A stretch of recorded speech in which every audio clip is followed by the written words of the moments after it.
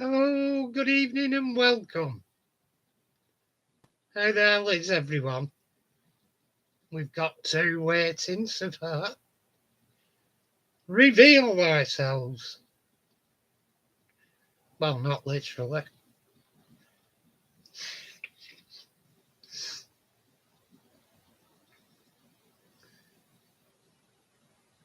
What outstanding nuggets have I got this week? Yeah, I don't know. See how we go as we go along. It's like most of the stuff I do. Hello, Jerry. How you doing there in New York? Greetings, Mick. How's sunny Island? It's been sunny here today. Not been out. I'd have been at living in Manchester. I've been at risk of getting sunstroke. Well, that's mystified me. Who's the third? It was it. Good to hear, Jerry. Good to hear. Good to hear, yeah. Hey up, we've got a fourth. Hey. There's five of us with enough for a game of football.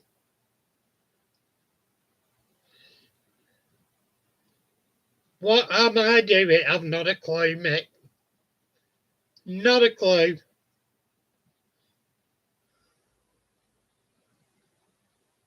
I've been I've been doing my thing for the Paint It Blue today. I'm ready to wearing these teeth in for somebody else. I'm getting ready to weather it.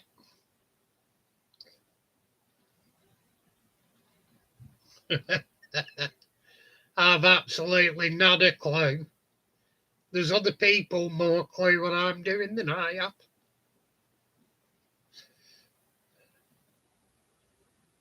Yeah, I'm doing my Paint It Blue thing for charity. For anyone that's not aware of what it is, in the diecast world, the Facebook group I'm on does a yearly build for charity. It's for a dementia charity, and what we do, you can make a model, any model, uh, do a die-cast car, restore it, or customise it, whatever you want to do in the modelling world. The idea is you just paint it blue, which is, I think it's because it's the same colour as the forget me not flower, and it's to do with dementia. So yeah, I guess that's the reason. But it's a good cause up to now. I don't know. I don't know whether Jerry or Mick can remember, but I think we're up to about 200 quid so far. And the guy that organises it, his company, matches what we make. So up to now, we've done 400 quid. So it's all good, all positive stuff. What's everybody been doing today?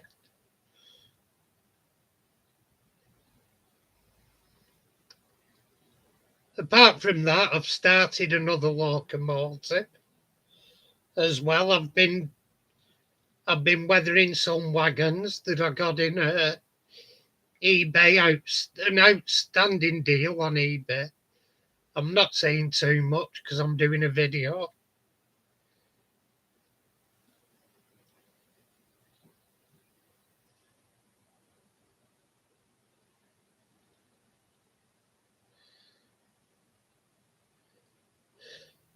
No, not at all, Jerry. It's way out.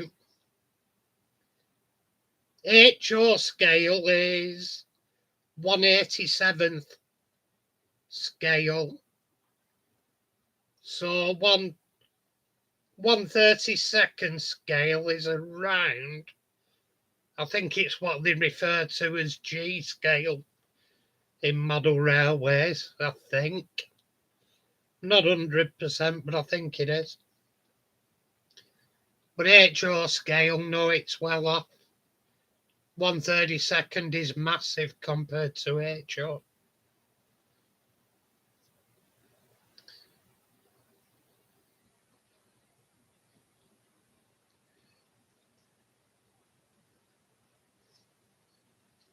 Yeah, it's absolutely huge. If an HO scale water tanker was supplying a fire truck tender, your house would burn down, in a nutshell.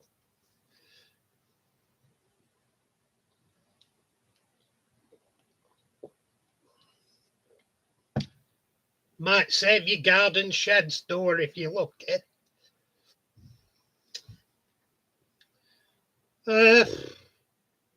Well, I've did my video this week. It's actually done quite well. I'm on nearly 700 views.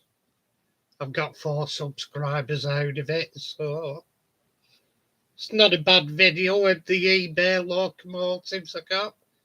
Going to be restoring them eventually.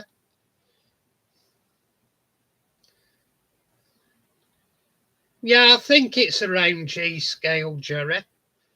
Don't quote me on it, but I think it is. Thing is, with that sort of scale, there's not a great deal of stuff done for G scale. In 1/32 scale, you might be as well checking out what the military lads have that you can civilianise that's in 1/35 scale. There's hardly any difference between 1/35 and 1/32.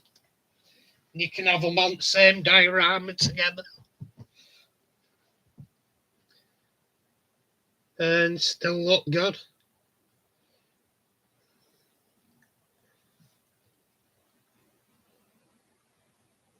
Yeah, what else have I been doing? Yeah, I can't say too much about them wagons because it's an up and coming video, but it should be good. Oh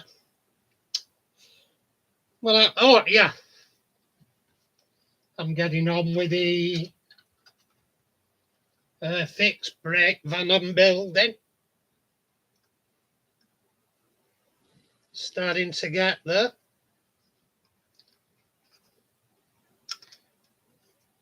I'm going to put some weight inside it, then fasten the roof. But I made windows out of, it's Umbro's equivalent of crystal clear, really.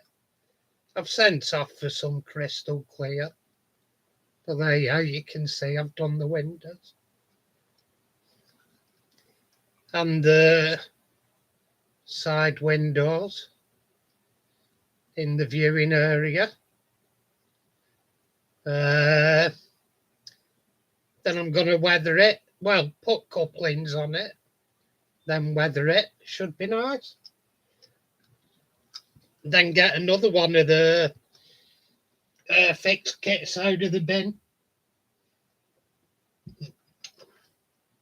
I should have enough. I've got about 15 wagon kits. I've got a few kits here and there. I've got one of the Dapple rail bus with a motorising kit to build, so that should make an interesting video. Hi Evie, sweetheart, how are you? Let's have a look. What have you said? Oh, you're at the big house tomorrow, are you? Blimey. Nice to have you in, Evie, for a moment. Good luck with your first day as well. Are you nervous?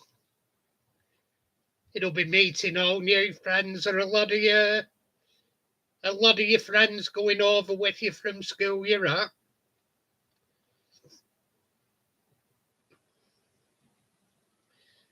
Oh God.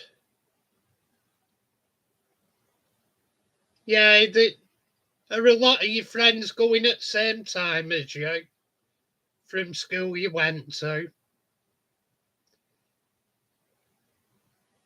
That normally makes it easy. A lot of us, my schoolmates from the school I were at before I moved to new one, they went with me, so made it easier.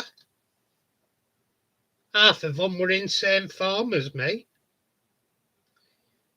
You thought they'd have split us up because we were trouble causers, but evidently not. Sorry, got a black mark on my hand from painting.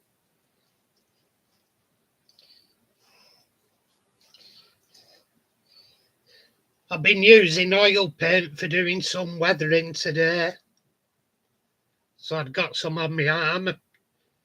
With being an artist, I just hit the brush on my hand. Or I've got out of the habit today. Sometimes I do it on front of t-shirt. Good evening, Andy. How the hell are you doing?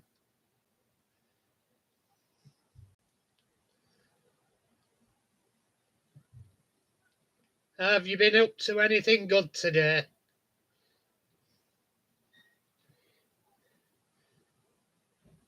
You find it hard to believe I'm a troublemaker, Mick. I thought we'd talked. I thought we'd talked plenty. You should know me by now.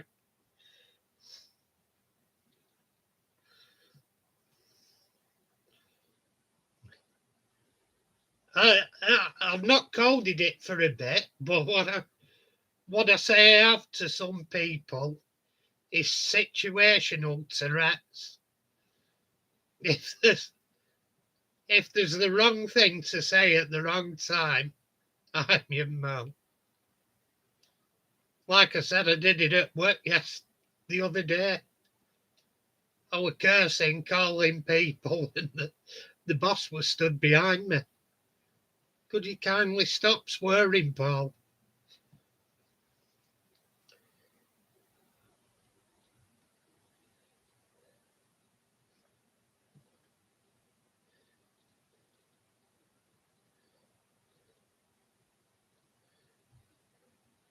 Fantastic, Evie.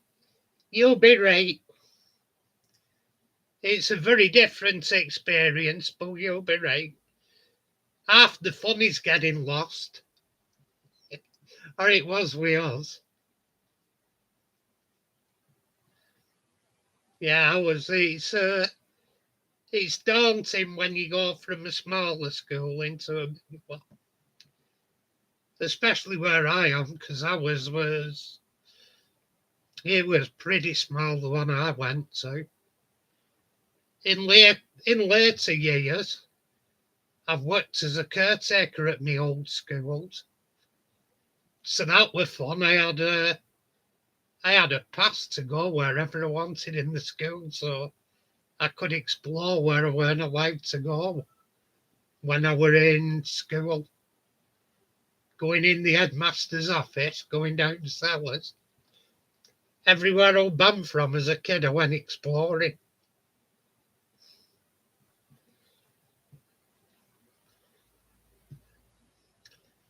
By the way, don't take any life lessons off me. You'd be expelled within a week, Evie.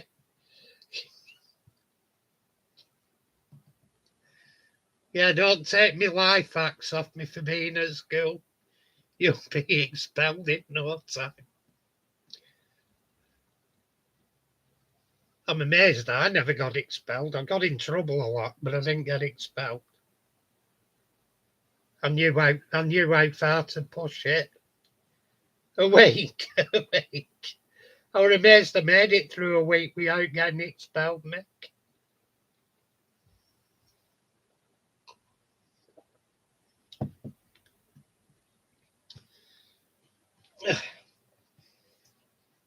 Even at work, I'm glowed at regular.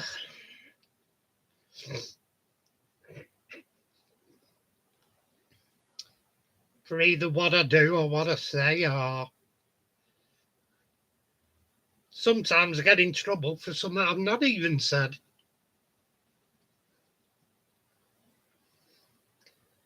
I've told you, Mick, all I do is stand there, and the girls know me that well that work with me now. I just go, open my mouth, ready to talk, and they go, don't even think about it.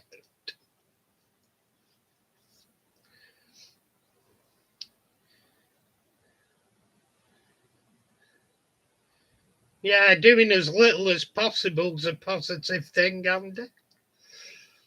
I've not done that much. I've sat on my bench for a bit, but I've not done a great deal. Let's just say I could have been more productive. A lot more productive. It's one of them things with me. I get, because I do a 13-hour day at work and it's all go. When I get my days off, I have all the good intentions to get up at 8 in the morning, do something productive and that. And then by 12, I'm having my breakfast. I've not done anything, by the way. I've just got up to get my breakfast at 12. Then sort of decide to do something round about 2.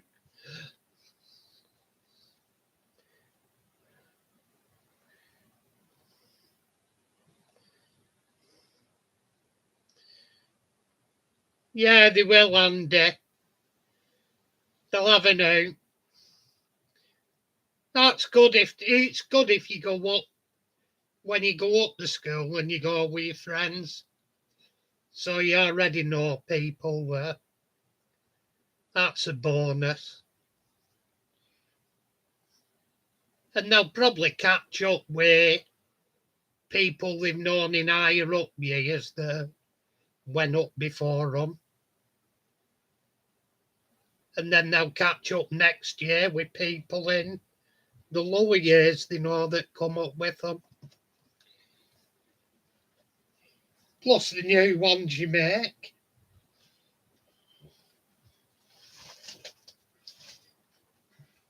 It's a weird thing when you go to secondary school. It's sort of the same but different.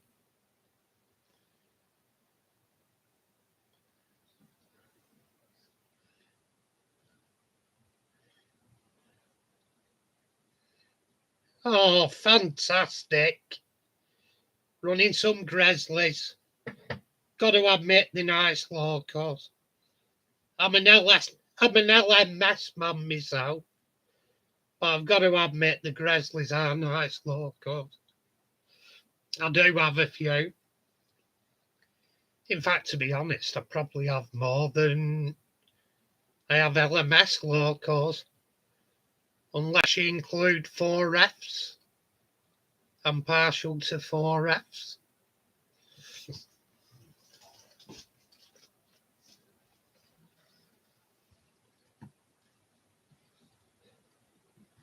I can't work out this counter on here.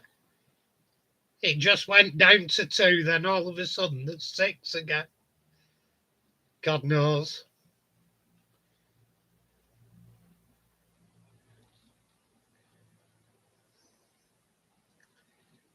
Yeah, enjoyable. I've run a few trains today.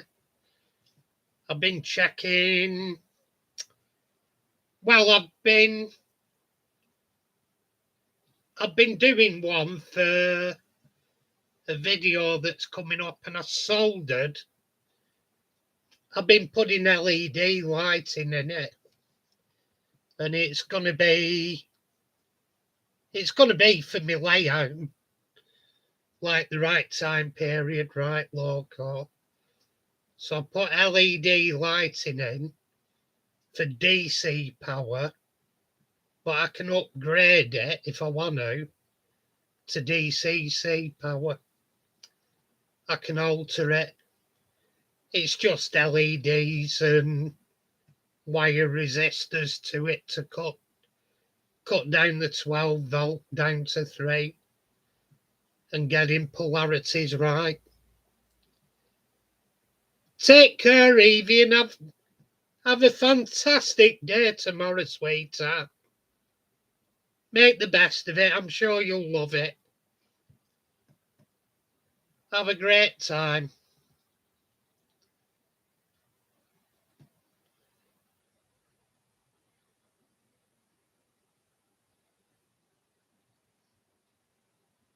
Yeah,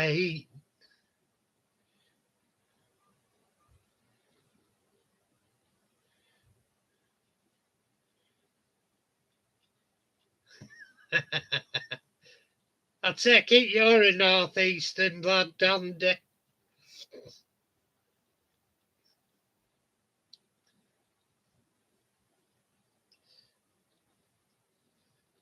Well, really, it's East Coast and I'm a West Coast.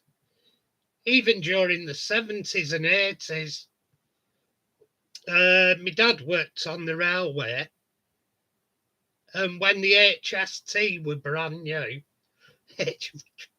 brand new, they're retiring it now. When the HST were brand new, I minded him if he could get tickets, go on it, because I wanted to ride on it. And he said, well, we'll have to go to, I think nearest place to us I could catch it at that time was York in its early days. So we went over to York and went down London on it. But yeah, they didn't run down the West Coast here. Like West Coast used to go, they go all over the place now, railway lines, but back in my day, say 60s, 70s, 80s, like the West Coast was sort of Manchester, Piccadilly down to Euston, and we did up to Glasgow. The East Coast did up to Edinburgh. If you can't, in 70s, 80s, you used to catch the Scotch from Manchester, Victoria. You headed up on through Preston, and many years ago went up the Settle and Carlisle line to get up to Edinburgh. No, sorry, I was went up to Glasgow. You had to catch another train across land to get to Edinburgh.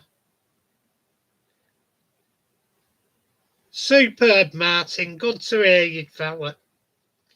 How's your day been? I believe you've been running some trains.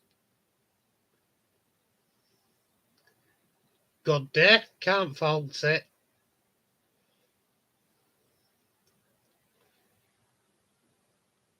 I've been running a bit of all sorts. I've been running that Belgian electric I did. Running class 47s. I've done some LED lighting, so I've been blanking off the lighting boxes so they're not getting light bleed. And bits and bobs like that. I might DCC fit it, put some tail lights on.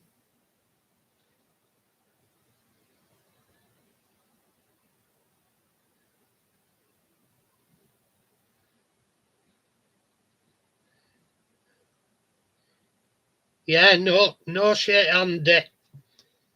I think it's disgusting the prices of it now. And to be honest, apart from detail and slightly better running, the old HSTs, the old Army original, were better quality. They've give you detail and slower running and stuff, but the quality just isn't there anymore. It's gone. Anybody that says it is, they're only kidding themselves. I mean, they put stuff on it, but it's modern day. You can't get Spurs for them. They've got built-in redundancy. They're only going to last you so long. They're no good for kids. Us adults are breaking them. They're treating them gently.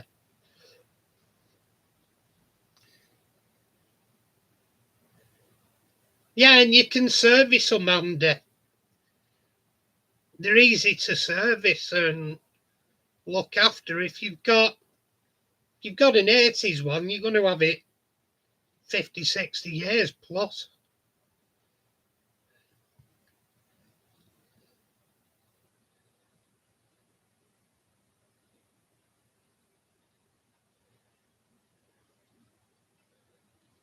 Yeah, that looked good. It looked good, that Martin. We restored that in my hometown. It was, well, I know the guys whose engineering shop we were in. I've known him since I was a kid. Ian Riley, he's one of the big cheeses on the East Lancs Railway. He has his engineering shop there. He does all their locos. Going back to the 70s, he had a little Andrew Barclay 040, and I used to clean it and call it up as a kid. And now I think he's working on a spam can, one of the Bullied Pacifics. He sold, I keep forgetting the number of the squadron, but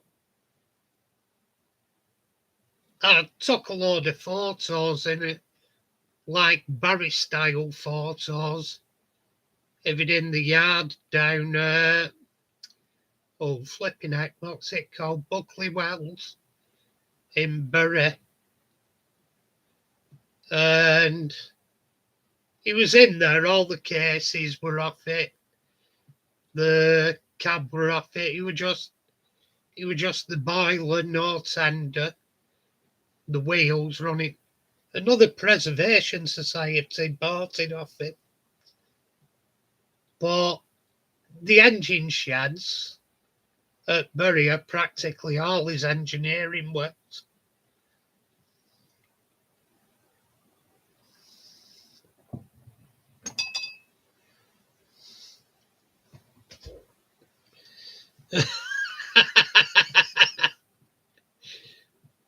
I think you may well do, Andy. How big's the incline? How many miles?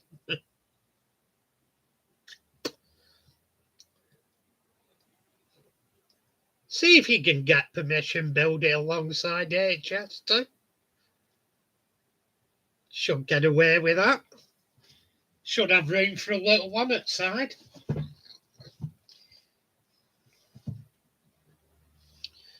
Yeah, but Hornby's what? I forget what it is now for the HST set. Is it something stupid like 500 quid? I'm sure they're getting these prices and plucking them from out of the air. First motorcycle I bought, well, the first brand new motorcycle in 81 were only 700 quid, and that were with fully comp insurance, helmet and gloves. Them were the days for Spike.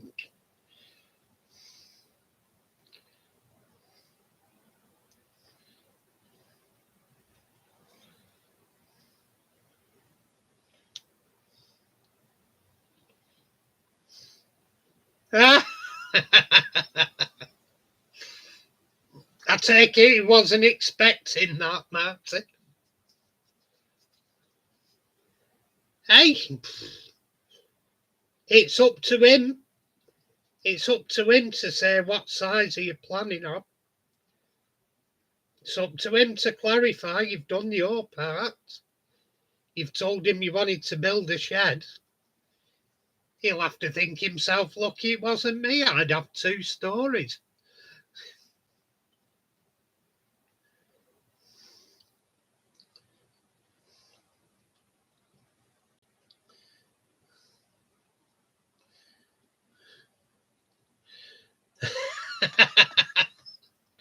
Five-car HST. They were beasts. I used to, going back to the late 80s, I used to live at the side of the line in Levenshulme that come out of Piccadilly, and they used to blast past there every day. If I were in my bedroom, I could hear them blasting past the HSTs. I only had to walk down the street and watch them going past. They used to, if I went further down the road to Levenshulme Station, I could watch them blasting through Levenshulme Station.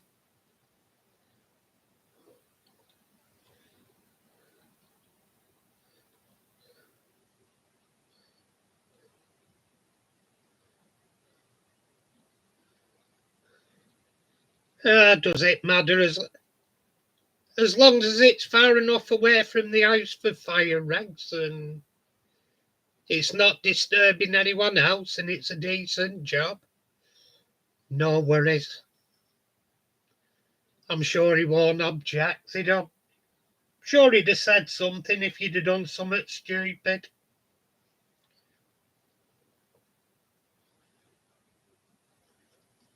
Yeah, like I would have done, put 2 stories on. 2 stories on, a bloody, what do you call it? I can never remember the name of them. Them lean-tos the everyone has on their house now.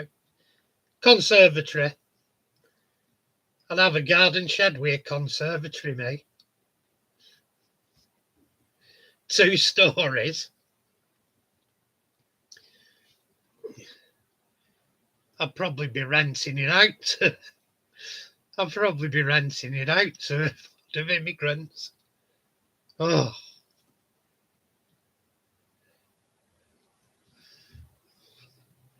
Sad that I'm no Gary Lineker. I've not got his money. I won't put him up for nothing.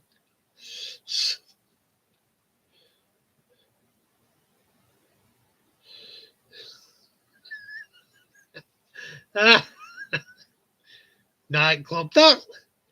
That's becoming a thing, hasn't it, since COVID? People building their own bars in their backyard.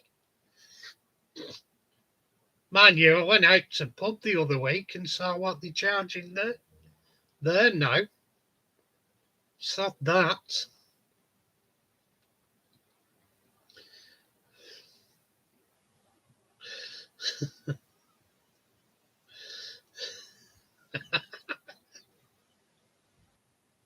Oh, PVA ballast. Oh, God. Oh, Jesus, yeah.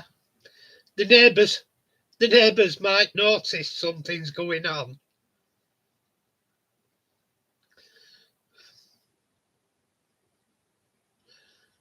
Oh, God.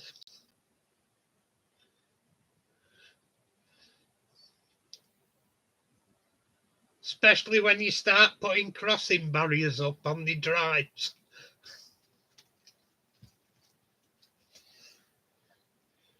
Yeah, bloody crossing barriers up on drives.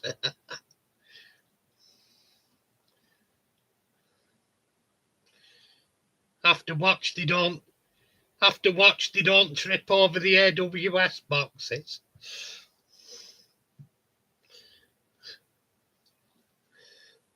Actually, Shedmouth, I've got to do a video I intend doing of an old railway line near me. I've walked it many a time, but I'm getting on now and I have mobility issues.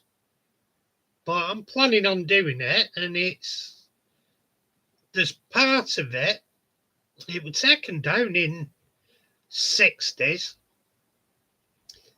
Well, there's part of it there. It still has the platform for the local station, just the edgings in undergrowth. It has the bases for catenary. It's a very interesting story behind the line. It went from, it originally opened in Victorian times, I think it was, as an electric line. Then it went to steam from electric. The original electric were overhead electric. So it went from electric to steam. Then it went from steam to third rail electric. And it was an odd line. It was an unusual line. Yeah, I guess you meant platforms. Get a station building in.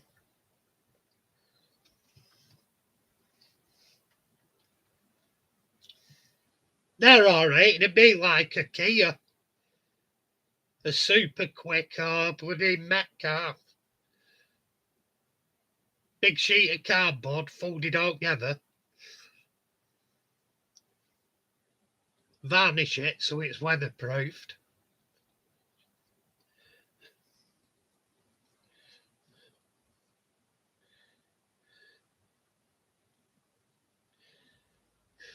No, the problem is today, Andy, the young and miserable. I think it's our generation, apart from the fact of I'm worried about how long I've got left. You never know.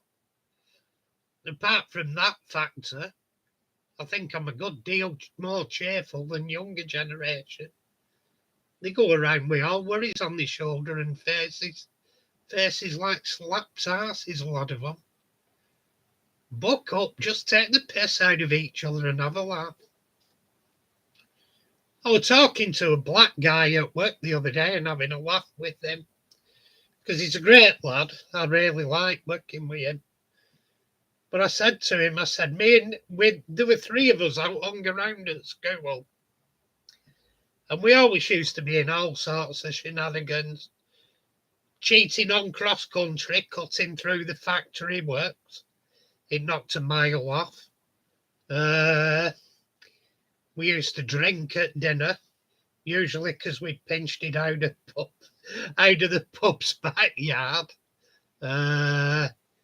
Smoking, I didn't smoke, but my mate did. But we used to always get caught, and we couldn't work it out. We just didn't know why we got caught. And the upshot of it was, it took us about a year after school, me and Dave, to turn round and said, shit, I've worked it out why we got caught. He go, why? I said, well, we used to always be with Dwayne. He said, yeah, no. I said, you do realise he was the only black guy in school. Anytime anybody formed the school up, can you describe them? Well, there were three lads and one of them were black. Go for Dwayne, who normally knocks around with him. Paul and Dave. Got all three.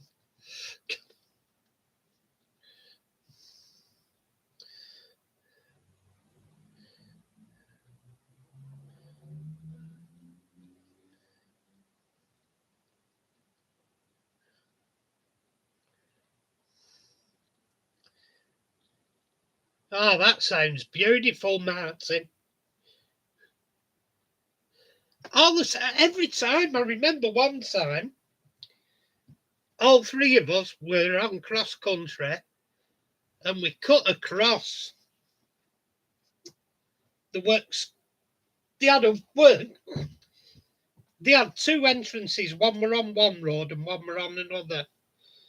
And if you did the cross-country course, it went right down this one road and come up the other. But if you went through the works yard, it cut a mile off the cross-country course. Went through. All three of us, it was all going well. And we used to get away with it, nobody bothered. Until one day a guy comes out of the factory and he shouts, "Oi, you three, where you going?" And my mate turned round, the black lad went, and went, "Fuck off!" So he phoned school, because we were in school PE kit. Phoned school, and it were always the case. We've had some lads for trespassing through our works. What did they look like? Well, one of the lads were black. Honest, we didn't work it out until the year after we'd left school why we were always busted.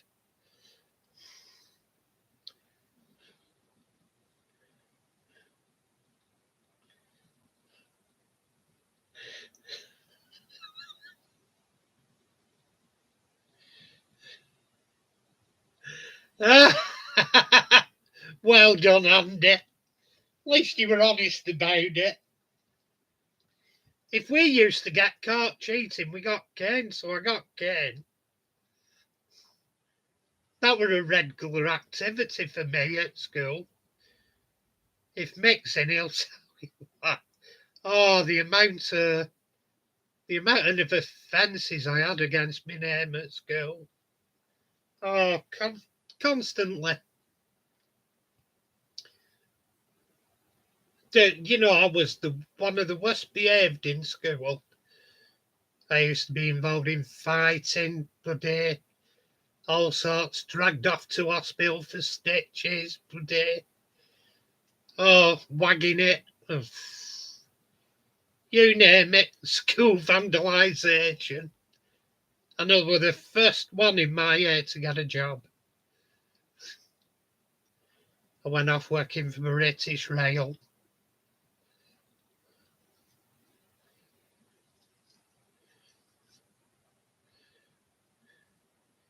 You're making her a brew, Martin. You've got that one wrong.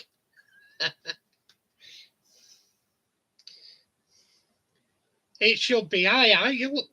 You look like you've had an hard day, love. Can you do me a brew?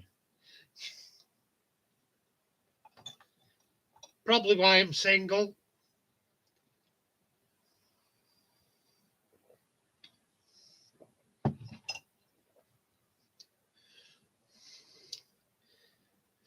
Yeah, it may have something to do with it, Martin.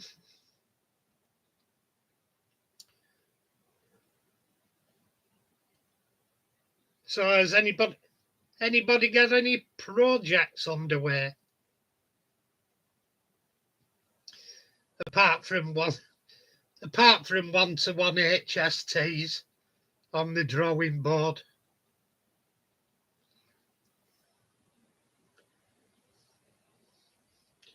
Cracking idea, really. I can't fault it.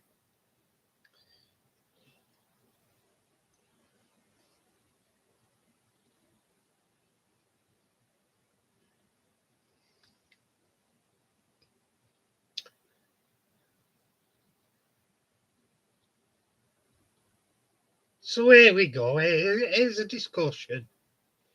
Just see what others think. I mean, I'm in the health profession myself, and what are people's feelings on this Lucy Letme thing? I'm not saying she's guilty or not guilty, but I don't know. There's still a lot that doesn't weigh up for me in that.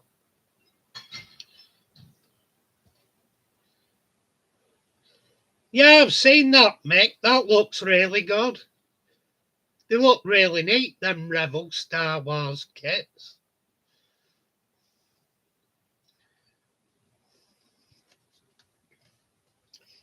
Yeah, I'm not sure if folks know who that Lucy Letby is, but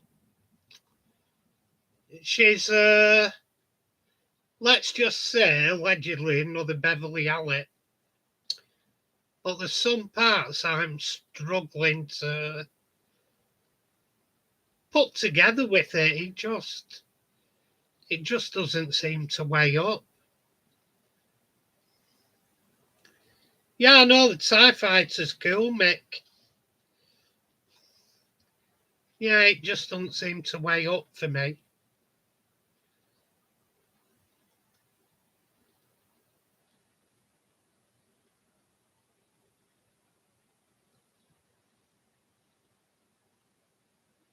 You know, say, I mean, I'm not. They probably have really good evidence that it were her, but on the other hand, there's too much seems inconsequential evidence that it could have been anyone. I don't know.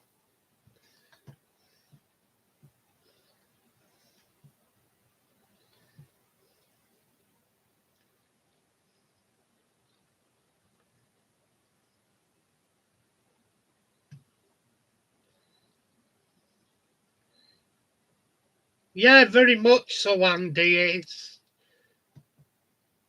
It's very difficult because she's never ever said she's done anything. She's just said, I guess so, if that's what you. I don't know. And the stuff out of a diary, the newspapers are making loads out of it. And the stuff she wrote in a diary, the actual court case, he spent the equivalent of 5 minutes on it over a 10-month course case or whatever. So it's not even 0.1% they spent on that evidence.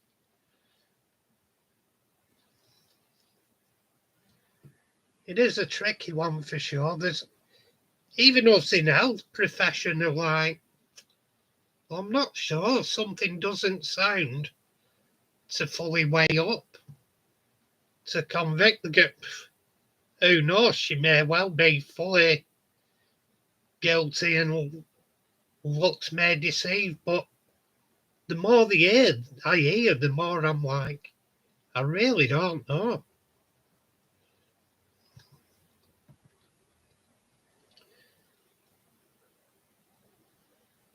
Anyway, on to something else. What have we got?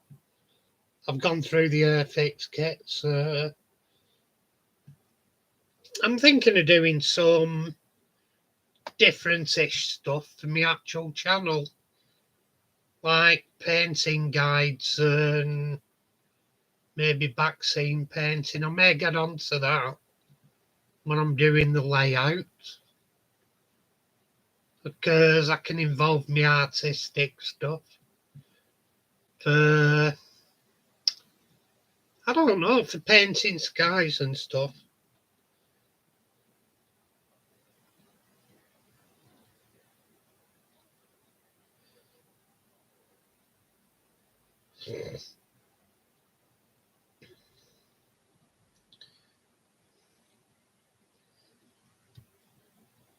Oh God, I don't write anything down. My mind's a scary place. It scares me sometimes, and I deal with a lot of tricky stuff, but nowhere near what some of these nurses deal with in hospitals, and paramedics must be frightening the scenes they have to deal with. I mean, I can shut down from the job, but paramedics, when you're going out to a awful road accident and you've got probably somebody's wife in a car dead next to husband and that, you know, it must be awful. When there's kids involved, it's really swerves up. So yeah, I did. I was going to apply for paramedic in one time, but I, I don't know whether it's because it was while I was in the territorials and thinking about life changes. And I did think about going as a paramedic, but I thought, am I intelligent enough in that? Because it's a very high qualified job. Who knows? I may have done it if I'd have applied myself, but I'm happy enough what I'm doing. Ironically, I probably should have done something health-wise years in the health industry years ago because I really enjoy it, and our engineering and driving and everything before. So yeah, I find I enjoy it more than what I was doing before. And I enjoyed that to a degree. I used to do aerospace engineering and heat treatment and stuff.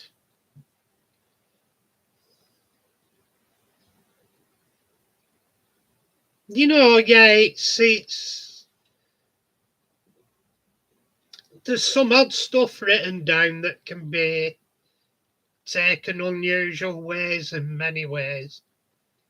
Some person will make writing can be one of the trickiest things because one group of people will make out one thing out of it and another will make out another meaning to it. It can be really what people make of it. Like song lyrics, they mean different things to different people.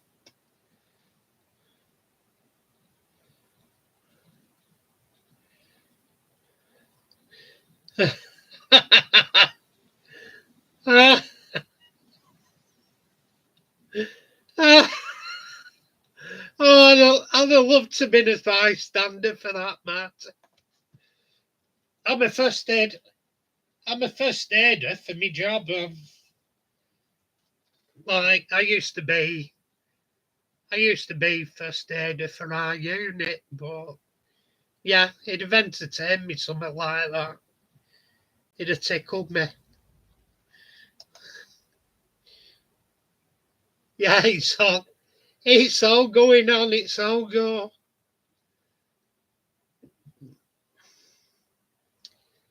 I'll never forget. I had my own horse, Martin. I had a Welsh cob, and I bought him as a stallion, and we got him to the point where you could ride him out on roads and stuff. Like I had to break him and like get him used to riding with you on him. And eventually, like I say, I rode him out on roads, no problem. He was calm and settled. He were a good lad. But yeah, one day I was walking him in, and there was this bloke. He had this, I think he were a little spaniel, and it were a little gobshite. He kept going up to me horse's back legs and like having a quick nip and running off. I said, "Look, mate," I said, "stop it from doing that. It will end up the worst off." And he was like, I said, "Look, stop your dog from nipping me horse's legs at the back." And he was, I went, "All right." Anyway, at one point, this little spaniel, it comes in, it takes a nip at me horse's back legs. And it were at that point he decided to fucking punt it. And he gave it the powerful legs on a cob, like he just punted this little spaniel. The poor little thing curled up into a ball, and it shot down the lines because I were on the old railway lines. It shot down the lines curled up into a ball for at least 30 foot with a dust cloud coming off it behind it. And he was like, your ass kicked me down. Said, your fault. No bad. I told you 3 times. Stop it.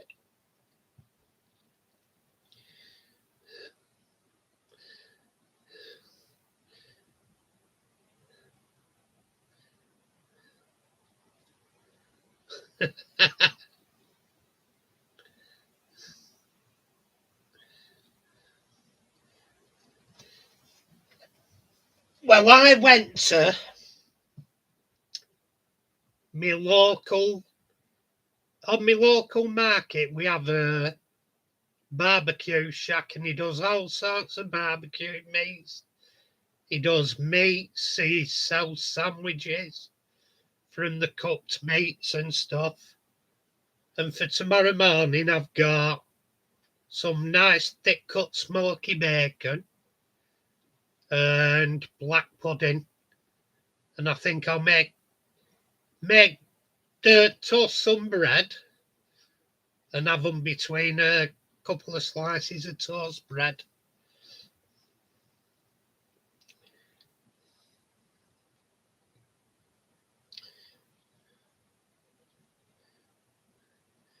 Oh yeah, you know, all the time I've hung around. I was brought up around horses, and all the time I was brought up with them. I never got kicked. One tried, and it were damn close. It just skidded by me knuckles. The shoe hit me knuckles as its foot went past. It were a little shit, that one though. It were a mare, and it were a nasty little shit. It was funny though, I got my arm back, because when mine were gelded, they still keep the stallion in them for a good few months after. It takes it a while to die off all the testosterone. And he were in a separate field to her horse. Now what happened, where mine was, she had to cross my field to get hers into her field, because she wanted the better field, and it was how it will be laid out. And the farmers we'd kept him with, she'd been his friend for ages and stabled with her. So she got the best field, best stable, all that lot. And I weren't asked, just let her get on with it. But I said to her, I said, whatever you do, when you take your mare over my horse's field, call for me first so I can hold him. I said, because he will try and mount you up. Right, okay. And she was arrogant, so she didn't bother anyway. She walked it across the field without me being there to hold it. He tanked across the field. He were up on her back. And like when he jumped up, he knocked her flying. He pelted her off her feet. And they come round to I were at my sister's at that point, and we were only round corner from the field. They come round for us. And they said, hey, your horse is on back of ours. I went, oh, for God's sake. Okay, got his head collar. God, stuff. I went round outside. Armour up there. I clipped the lead rein on it. And I thought, this is good now. I had to shoulder barge him off the back of the horse. I had to shoulder barge him, like, get down. Like, ticked him off, shook his head, went, right, get round here. Then anyway, split them up. She's getting up a bit dazed and confused, shaking her head, tutting at me. I said, it's your own fault, you daft, yeah. But oh yeah, funny. You've never been as embarrassed in your life when you're at the side of an horse that's about 10 foot up in the air, and its penis is waggling around near your ear.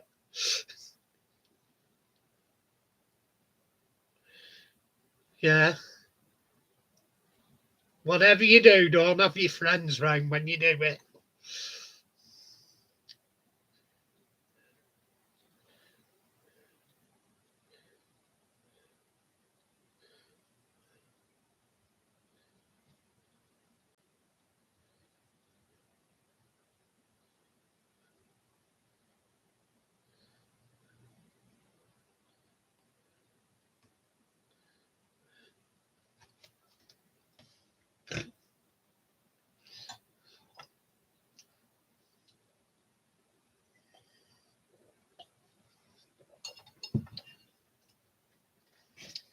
Oh yeah, they can punt when they kick.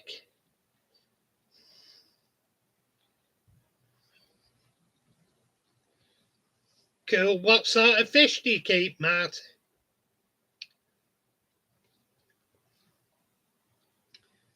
I've kept various stuff over years. I never went on to marine, but I did quite a few different ones. I had Oscar. I had Oscars. My old station used to be scared of me Oscars. No, what sort? Do you do cold water, tropical?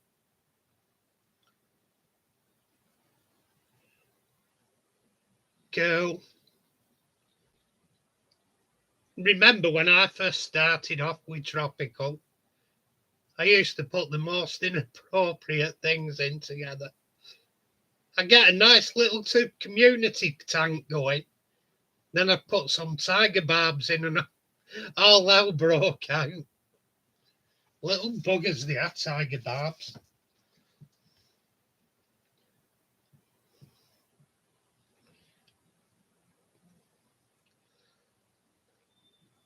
Honest, when you have Oscars are entertaining, Martin. Because mine, they got big. I got a good price for them. Because I sold them back to pet shop. I thought they're outgrowing the tank, these things. So I took them back. Like you don't have your tank how you want it. The Oscars have it how they want it. But I used to have a chuckle when I used to feed them because I'd get mollies, fish, drop them in the tank, and they used to bite size.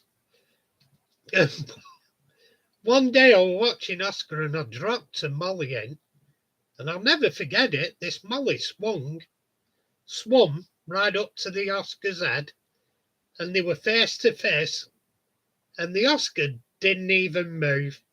It just sucked in, it went, and you just saw the molly disappear into the Oscar's mouth, and there were just a solitary scale floating down. What's that? Oh, God.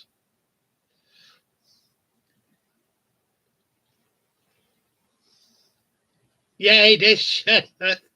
You're right, cat amongst the pigeons.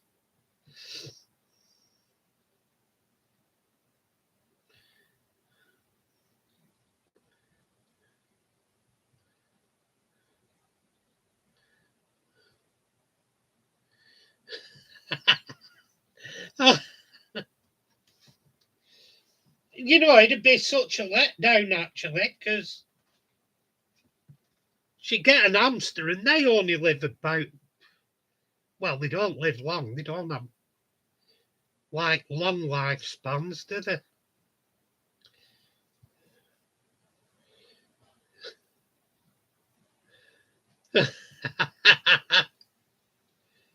They sneaky, them cats, Andy.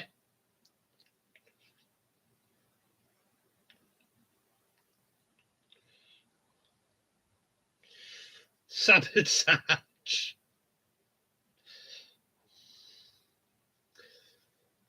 One time, a guy I knew that kept tropical fish in the old days when eaters weren't reliable as they are now. his wife turned the heater up and he come home. He says, I had a tank full of boiled fish. Jesus. I've got a tank here. I'm going to have to empty it and strip it down. One of my neighbours wants it. I think it's probably best she don't have it. She's got a, or she had a, start again. She had a leak in her roof. Mind you, I suppose she could fill a tank with fresh rainwater.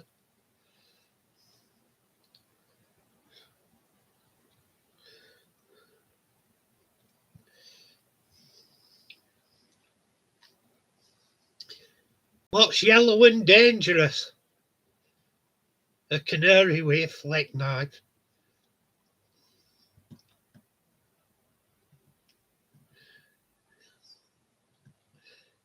Actually, what's yellow and dangerous was shark-infested custard.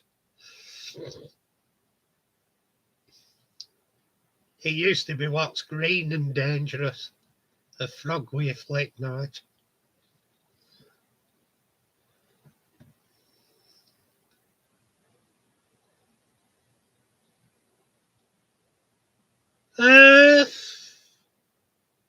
Good question, Martin. Good question. I need a bit more wood and I'm going to be getting the track. And I'm planning on doing the last part of the baseboard and starting on track, but I'm not spending too much money because I'm going down Coventry Toy Fair with Mick, who's on here tonight.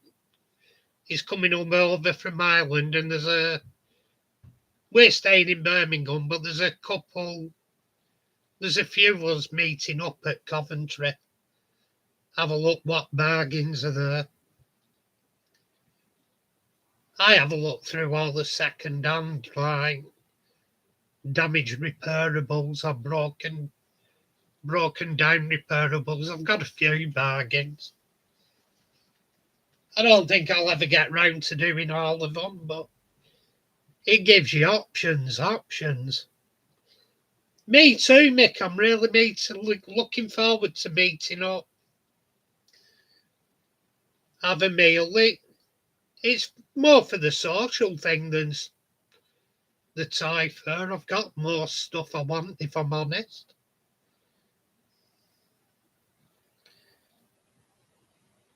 Hey, are you a Speedway fan by any chance, Martin? I know they have a team. I'll get onto it. I want to.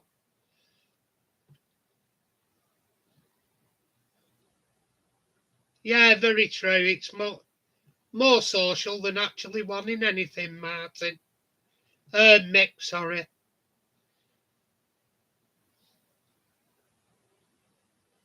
Oh, awesome.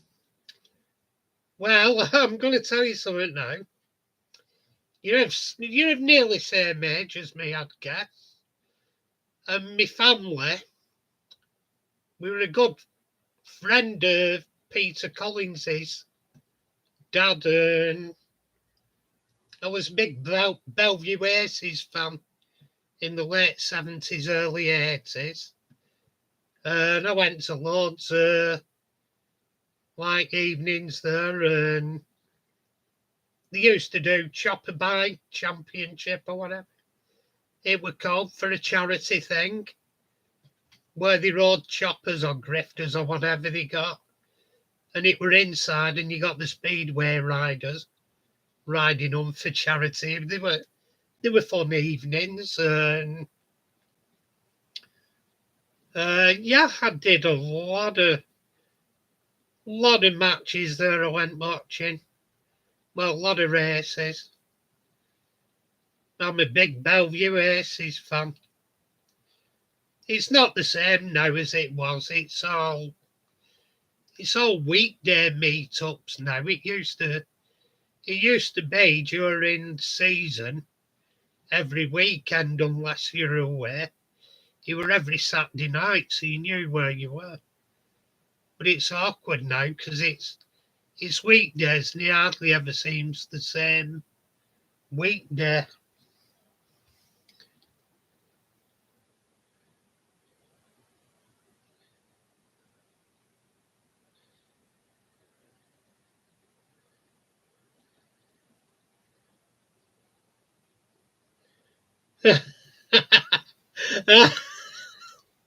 Jesus, piranhas.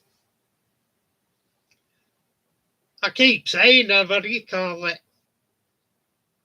There's some girls at work I keep saying, I'll take you to for a foot spa at the pet shop. They have a tank of piranhas.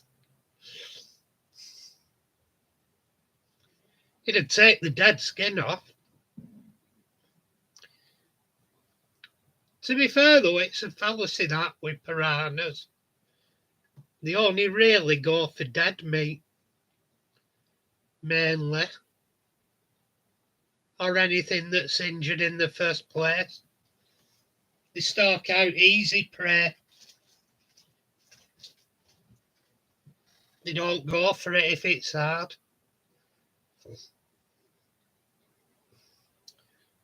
But yeah, Martin, I used to love Speedway. That though, they made it. I don't know, they made.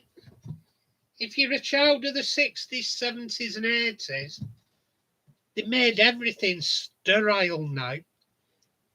I went to Formula One, they have the big fencing up and mesh fencing. Speedway, they have big mesh fencing up. When I used to go as a kid, you just had the wooden fencing in front of you and you could stand next to it, and when the bikes come round, you duck behind the fencing to avoid all the shale that were chucked up. Happy days. I used to be right next to fencing waiting for them blasting round. If I'd have been unlucky enough for one to come off and hit the barrier and go over, well, you'd have to be extremely unlucky. I've never heard of any single fan in the 70s, 80s being seriously injured, even though they put up all the notices. Motor racing's dangerous and you do it at your own risk.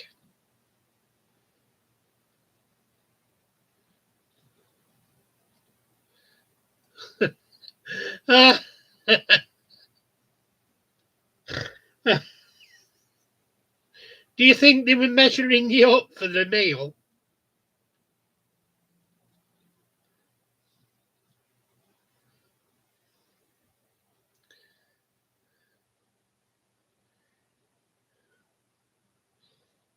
Yeah, it is. It's nice. I've not been since I've got rid of my motorcycle, but I used to go to BSB, and I love BSB. Like in at Alton Park, you can get right next to the track. There's no netting in front of you. And for photography, it's brilliant. I take camera and I'm just shooting at side of track. I can get some fantastic photos.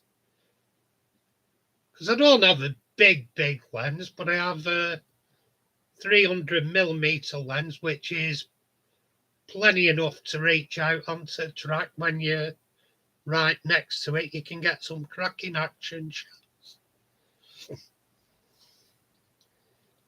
Yeah, they're brilliant courses. I've not been Caldwell, Martin, but I went.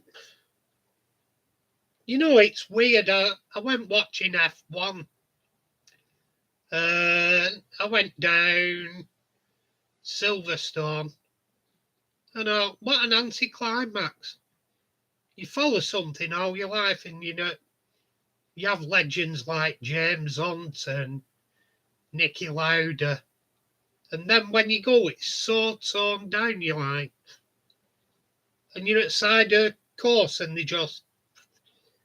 And I'll tell you something, when you're actually watching them, when you're there, they're a good deal slower than they actually look on telly. Well, they're not slow, but you know, they look a damn sight slower than they actually are. You're right, I found it absolutely. I thought F1 when I went there, I thought it'd send a glass eye to sleep. It was so boring. It's entertaining-ish on telly, but even more nowadays, it's not as interesting as if you watched a Mansell and Senna battle. They were just awesome because you were just then starting. They were just starting on driver's aids then. They were still mostly manual stuff. If you went as far back as James Hunt and Niki Lauda, all them were just analog cars. I'd have loved to have gone and watched them in them days.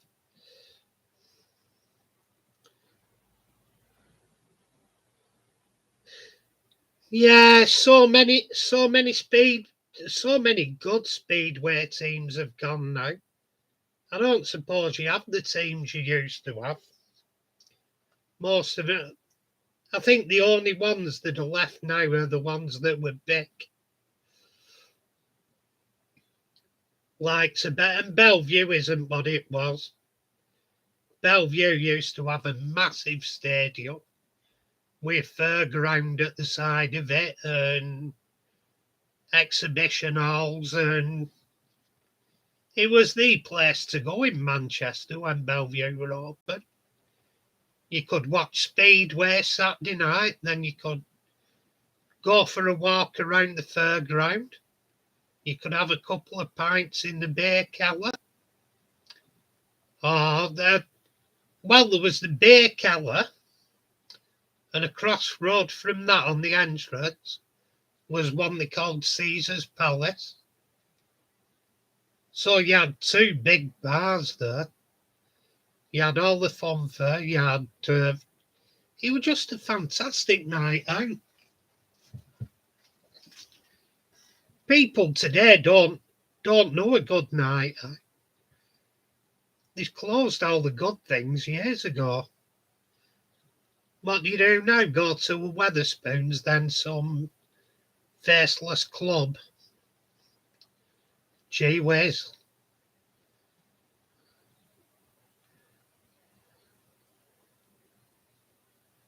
Yeah, grass track could be good. Do you remember Peter Collins' brother, Les Collins? I saw him a couple of years ago and had a good chat to him. I said, your dad tuned my dad's motorcycle for him. I said, and it scared him to death after.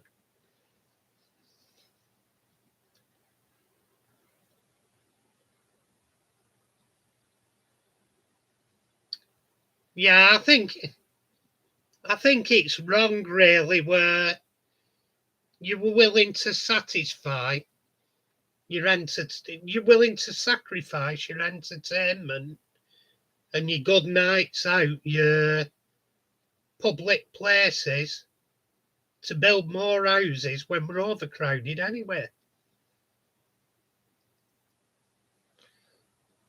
Because the world's overpopulated, but they all seem to want to come to Britain for some reason.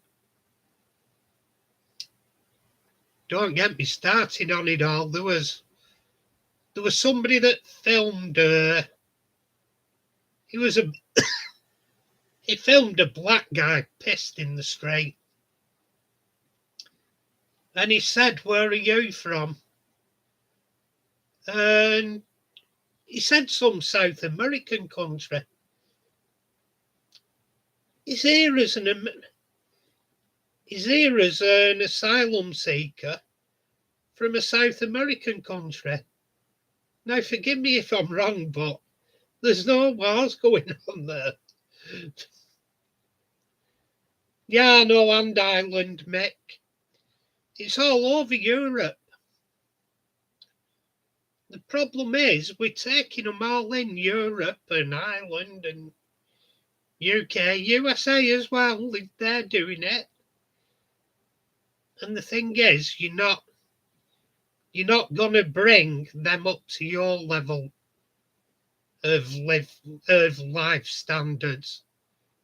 They're going to bring it down to theirs because there's not going to be enough for a start off. There's not enough money to go around. They can't pay for it now. They can't afford the national health. They can't afford school buildings. They're putting shitty concrete up in schools because they can't afford to do jobs proper. They're throwing it. They're writing checks they can't afford to cash, all these people. Oh, take these in, take them in, do this. You haven't got the money to look after who you're looking after now.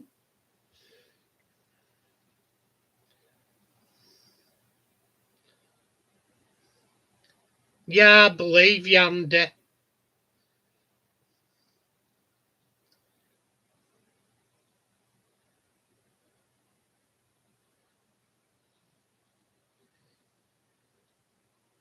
Yeah, it's ridiculous. To a degree, I've always blamed the BBC for a lot of the problems in housing through continuously running homes under the hammer and getting all these wish I was a landlord and property investors and everything. Like it's like all these with money, they've stopped young people getting onto the housing market that could have had the cash for buying a property to do up. It's snatched off them by property investors. Then they do it up, then put ridiculous rents on it to account for it. So it's a double whammy. They've took an house off someone and they're returning it with unaffordable renting to someone else. It's just ridiculous.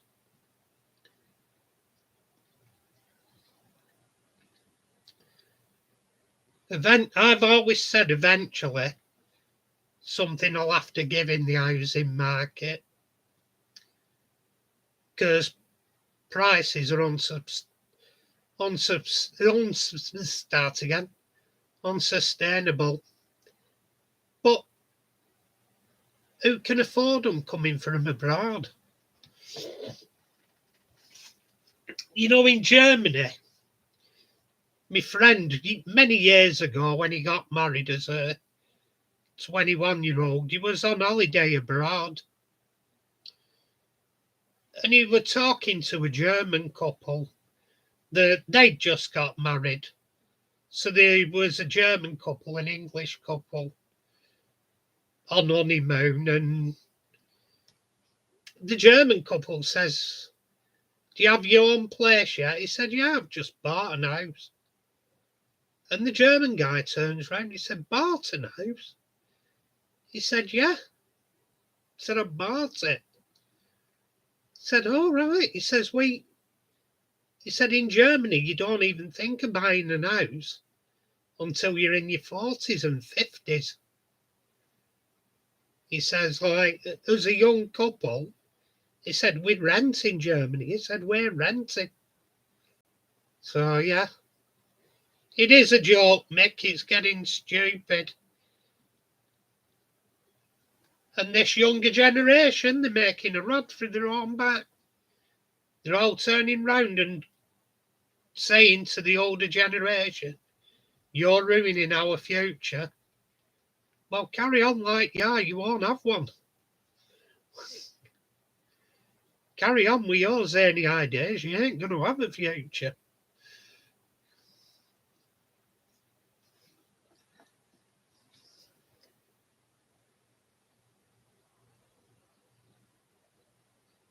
Yeah, Martin Armby. It's a classic example. Armby's prices. How can you I won't buy anything new now. I think I may have put it on the end of my last video. Those little Sentinel shunters were the last new Armby I bought about 10 years ago, I think it was. Maybe a little less. When they introduced it as a new model, they had 3 liveries, and I loved them all. I didn't know which one to get, so I bought all 3.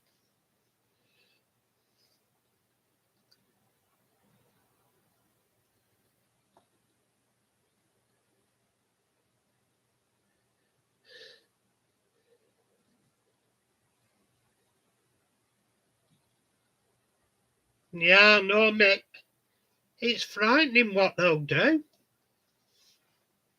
A lot of these idiots now, they're making a terrible future for themselves, but they don't want to listen to the older generation. They just don't want to listen to advice.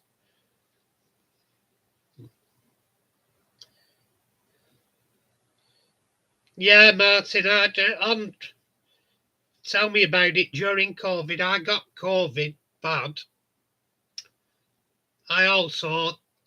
There were an outbreak in our unit. We lost a few patients. We lost one of staff. Few of us were bad. Me and a lad I worked with were really bad. I weren't far off. I was one step away of going into hospital. I was very, very ill. My health has never been the same since. I've had stuff still bother me from it, and I don't think it'll ever go away. I'm like stuck with it for life, I presume.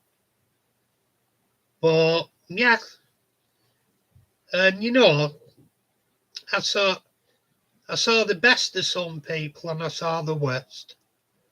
Let's just say, and the worst were some of the ones that should have been better. Like they were saying like shops were opening early in the morning for NHS workers, and they were letting NHS workers go in first and stuff if you took ID. Well, we took our ID in because we're health workers and we were on the front line working on COVID wards in all essences. Because there were an outbreak where we were working on a COVID ward. No ifs or buts. And we went up and we showed our identities, and they said, "No, you're not NHS." And we said, "Well, hang on a minute, we're on the front line on COVID wards." I said, "And a manager from the NHS who's not even going anywhere near a ward because he's got an NHS card, he can walk up to the front and go in first." Said it takes the best way working on a COVID ward. And you've got office workers that aren't anywhere near the wards because they have an NHS ID card. They were going in first.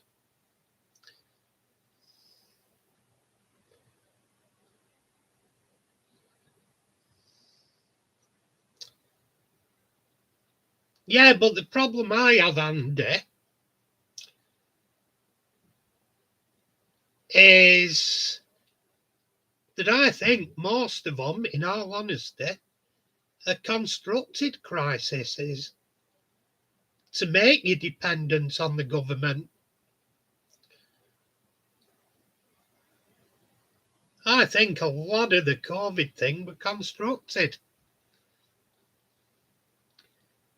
And I'll not go into a lot of the stuff why I think why. But you look back over the years leading to it, And how many ways were they trying to frighten the population? Like mad cow disease. Oh, you've got monkeypox. You've got what were it? That Ebola. Oh, you've got bird flu. They were, I believe, the government were hell bent to roll out something like COVID. I honestly do think it's a modern social experiment. And where it's leading, I don't know, but it's frightening for your freedoms and your stuff you used to take for granted. I'm glad I'm older generation anyway, and I'm not going to live to see the mess they're building for themselves. Because I honestly do think we've had the best out of life you'll see on Earth. Because what I'm witnessing at the moment, they're hell bent on destroying it. It's like when you listen to all these people, electric cars, it's green and everything. No, it isn't, because you're making everybody scrap petrol cars and diesel cars before they've repaid their environmental footprint. And you're making cars, so you're still polluting making the vehicles. You're still polluting getting rid of the old vehicles to take on new vehicles. The businessmen that are selling them are making a fortune. There's people that won't be able to afford one of these new cars to get to work, so they'll have no. The poorest in society, I feel, unless they work very near to home, are going to be forced out of work.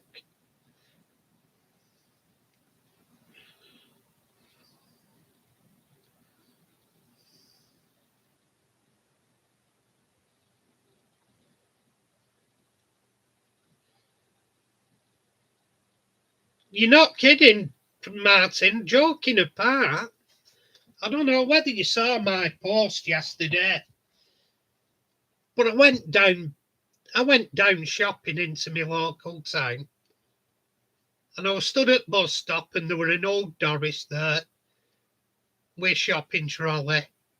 I'd say she were in her mid-60s. Old, she's only a little bit older than me. Jesus, where does that take me? But no, she pulls up the shopping trolley, sits next to me, and she gets on the bus, goes down Bury, she walks all round Bury. I do what I'm doing. We get back to the bus stop, we're getting ready to get on the bus, and she finally decides to take a mask out and put a mask on. Now, she's been on the bus with people. She's no angel. She's leaning over with face mask on, talking to an old gent next to her, about 8 inches, face to face, 8 inches away from him. The mask is baggy at the side. I thought, that mask is pointless, love. You've probably, if you're going to get it, you've probably already got it, because you've not had it on all day. You put it on the bus, it's baggy at side, you're 10 inches away, 10 inches away from the guy next to you.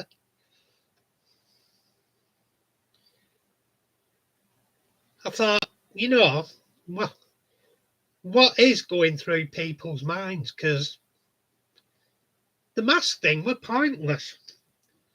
A lot of us said it at work, weren't we, day in, day out, they were pointless. I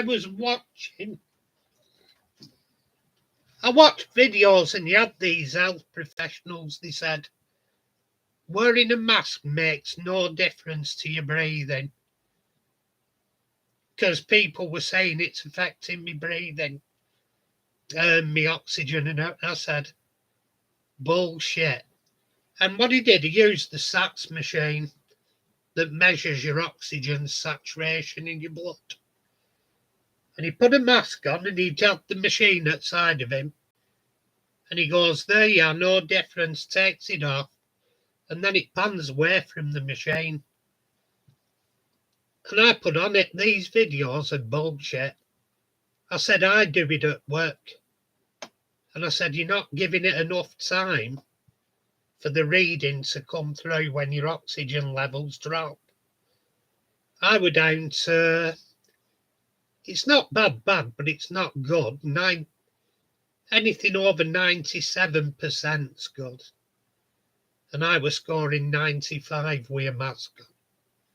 So you're getting into lower end, not lower end sats, but it's not a good deal. Ideally, you want to be 100% sats. Well, there's only really the young and fit that'll achieve that.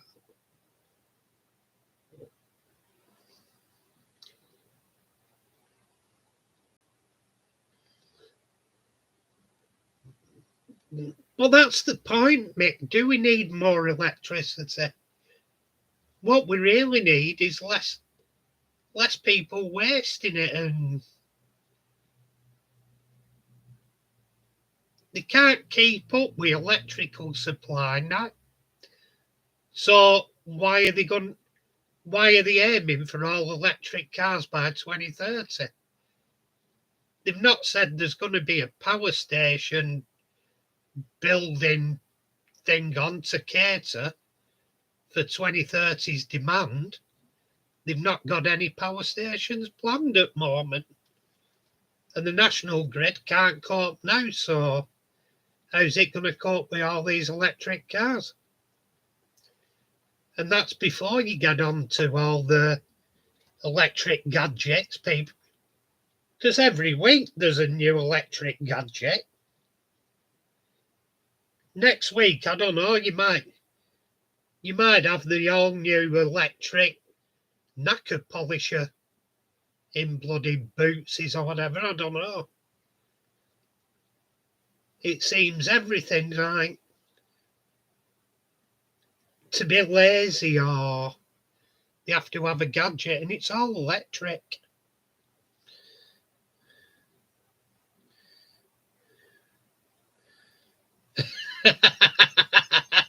That's right, Andy. And it stinks.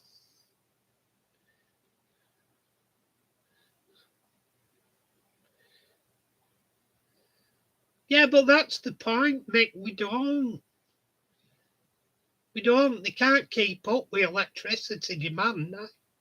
Now, before they're even getting onto their electric cars. The USA said themselves they haven't got enough electric plants to cover the demand for electric cars. Windmills aren't going to do it. They're going to have to build power stations, but they don't want to build power stations. They don't want a nuclear power station. They don't want gas-fired. They don't want oil-fired. They don't want coal-fired, because they're all fossil fuels. So where is their electricity coming from? Because they don't want nuclear on the doorstep, which is really, for the mess we're in, it's the only really viable alternative. Because a couple of windmills in your garden and flappy things in the sea aren't going to do you to electric supply. It's just living in a fairyland, that bullshit. Solar panels on your roof. Bloody hell, we'll be in dark all the time in Manchester.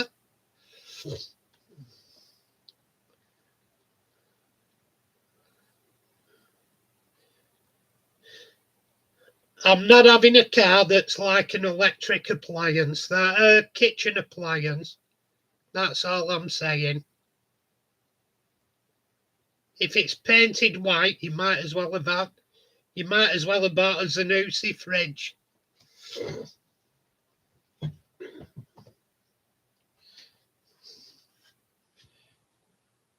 Mick, some people would use it.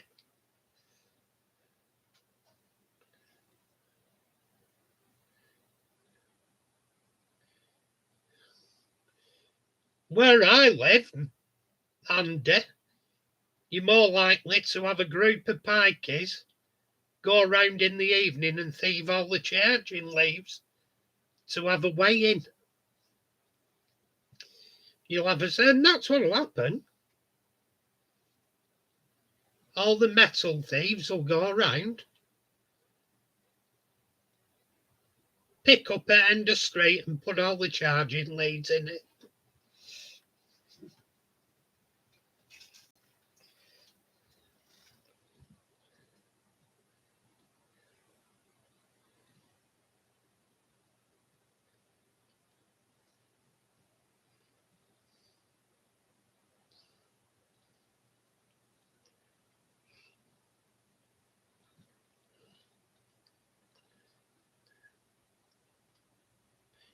Exactly. And you know damn well if you put charging points near a tower block, you know what's going to happen. Some fucker will deliberately stick nails in it and short it, or set fire to it or whatever. They're not over fussy about charging cars at bottom of tower blocks.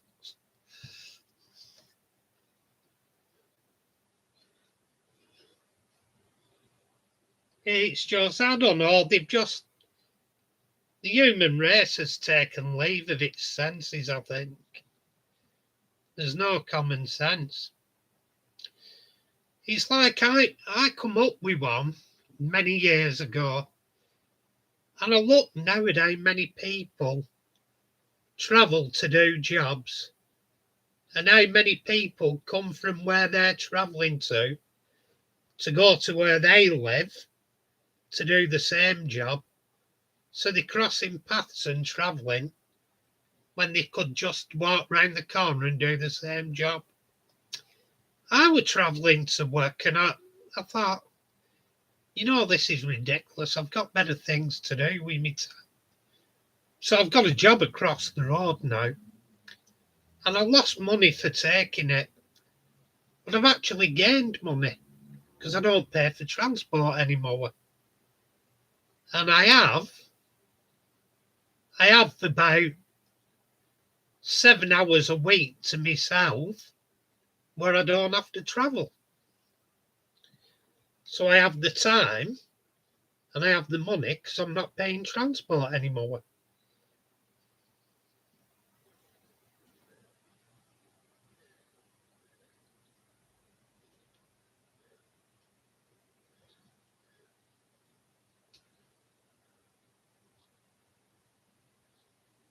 Exactly. They're just not thinking clearly. The thing is, you won't need to disable power stations. There'll be such a big demand on them, they'll blow themselves out themselves.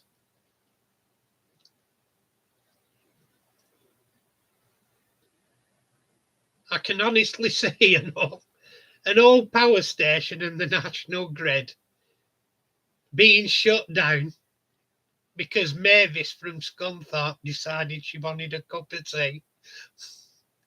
It was just one step too far. Crazy.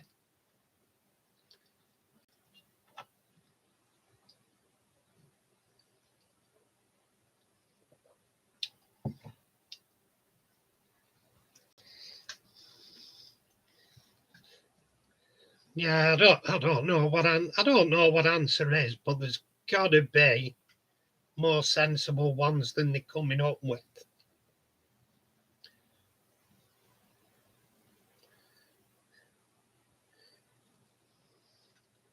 Yeah, that'd be cool. Got to admit, that'd be awesome.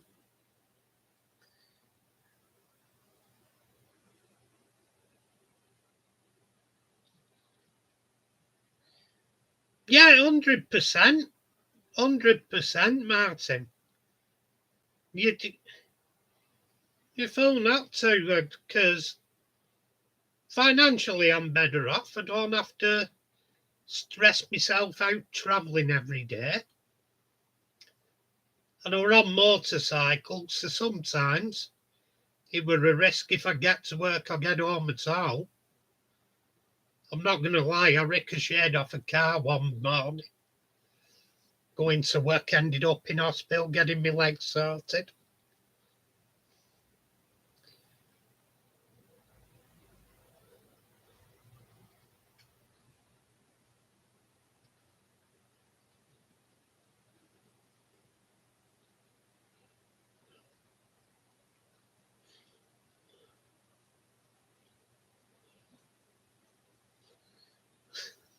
Oh, 4,000 bricks. Oh, God.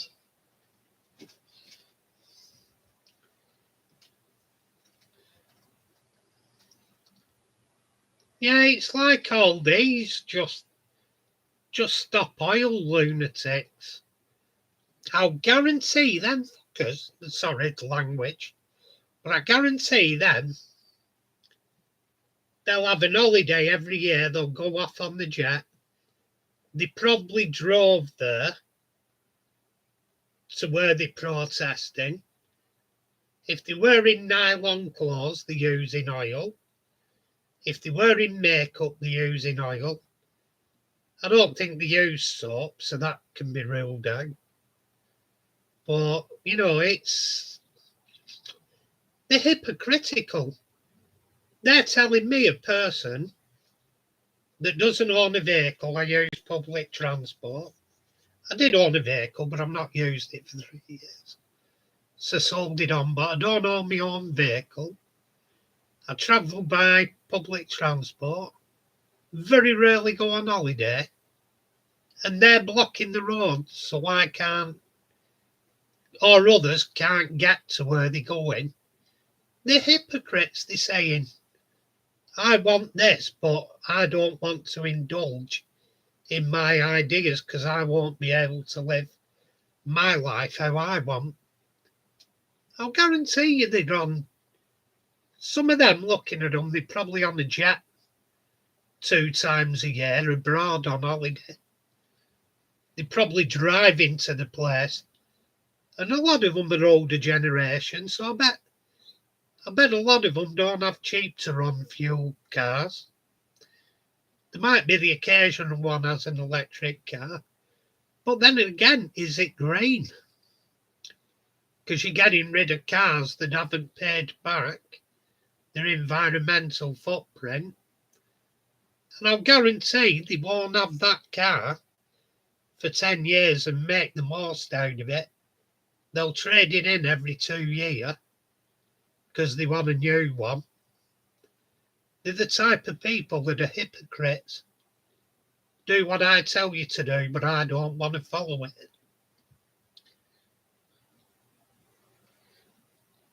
They're very hypocritical. I've no time. I thought that was fantastic at the Burning Man Festival the other week. You had Just Stop Oil protesters, or whatever the protest was. It was some environment. Because the Burning Man Festival's a rock festival, and it's a petrol heads festival. And it was made famous on Top Gear. When Top Gear first came out, the opening sequences are at the Burning Man Festival. But what they have there, it's interesting. They're not state place, they're the tribal place. And they're a law to themselves. They're their own, because it's on tribal land. It's tribal place, and they're a law to themselves. It's the Native Americans, it is. And they blocked the road with a trailer. They did not mess. They just drove the Jeep through the trailer, spun the trailer round, pulled a couple of them off the trailer, walked back, drew guns, threw them on the floor, arrested them, and they goes, get down. And like, they got down and did not move. Cuffed them and move. And fantastic. I thought we need them guys here. Go on, let's have a look, Shedman. I've seen a recent surge in younger. Yeah, good point, Shedman. Martin, sorry. I've just looked at some of my stats, and I'm getting some 35-year-olds and stuff looking in where my stats before I were on like 50 odd 60-year-olds, 70-year-olds. Some of the I'm not on to teenagers yet. I can't say that. Not on to teenagers. But no, I've not got down to 20s and teens yet, but I've got them in 30s watching videos, so that's a positive.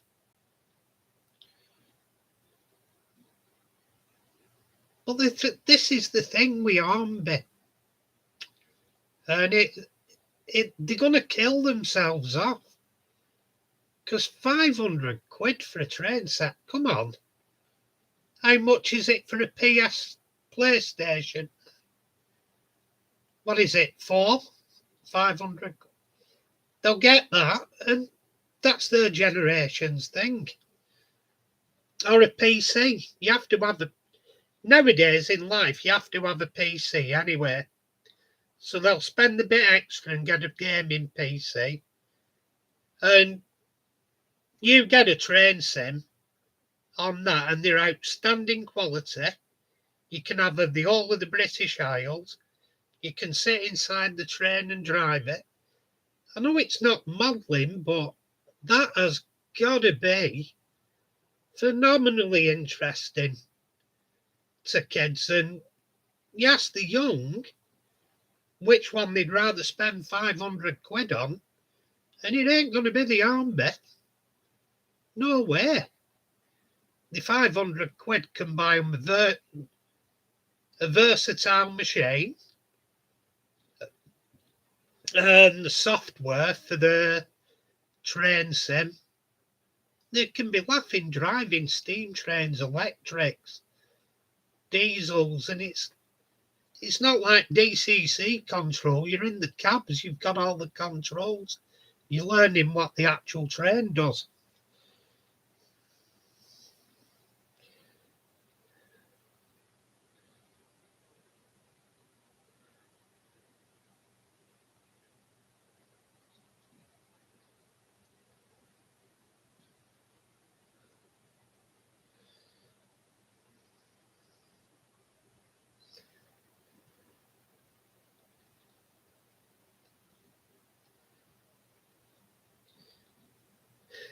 Yeah, you're right, Andy, and I fully agree with you on that. But it's a generation that's been brought up not to think. It's a generation that people have just, because parents have been busy and building lives, and like a lot of the times the kids have just been, it's not like the 60s and 70s. If both parents were out working and not for X number of silly hours, only a few hours a week, you had a decent lifestyle. You haven't got that now. The parents are out working till silly o'clock, so the kids are just bundled away on a computer. They're not encouraged to. So, I mean, Martin's great with Evie. I love seeing that. He's fantastic with them, but a lot of parents don't now. They just bundle them in front of a PSP, PlayStation, or whatever. They have hours of entertainment. They don't have to think about it. And let's be honest, today's generation of youth, they're probably having a can and a spliff while they're doing it, because they're not being watched and stuff. we need to get back to the old family values like Martin. It's lovely to see. Too many, like they don't give a shit. Well, a lot of them have them for child benefits now. If anything, a lot of them aren't planned for and stuff. Sadly.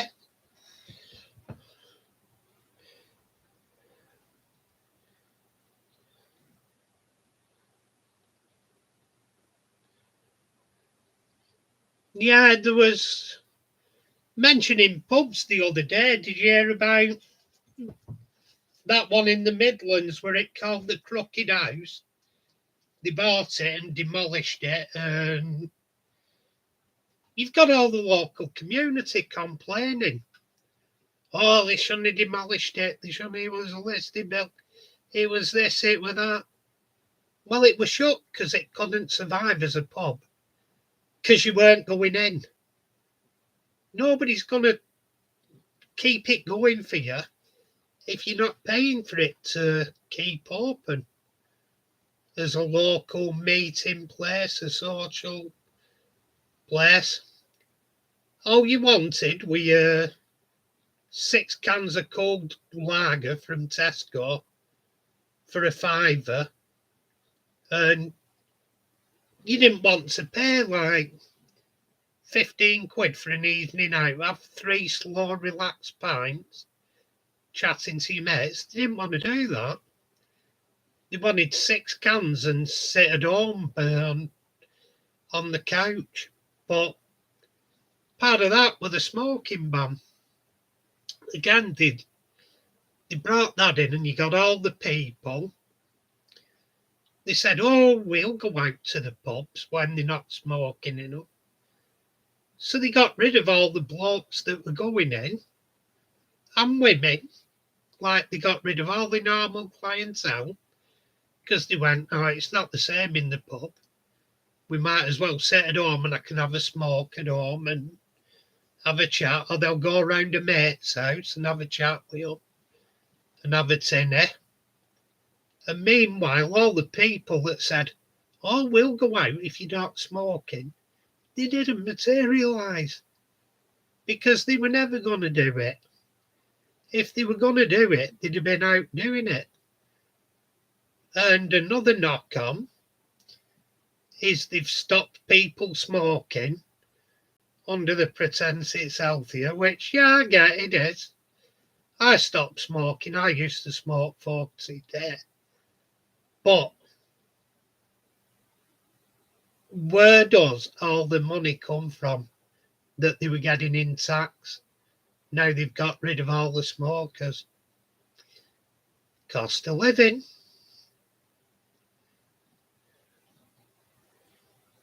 Mick, it did 100%.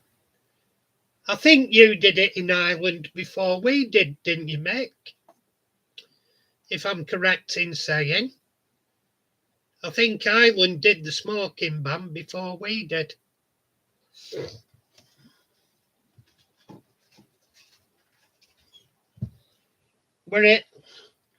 Didn't Ireland do it were it 2-3 years before us?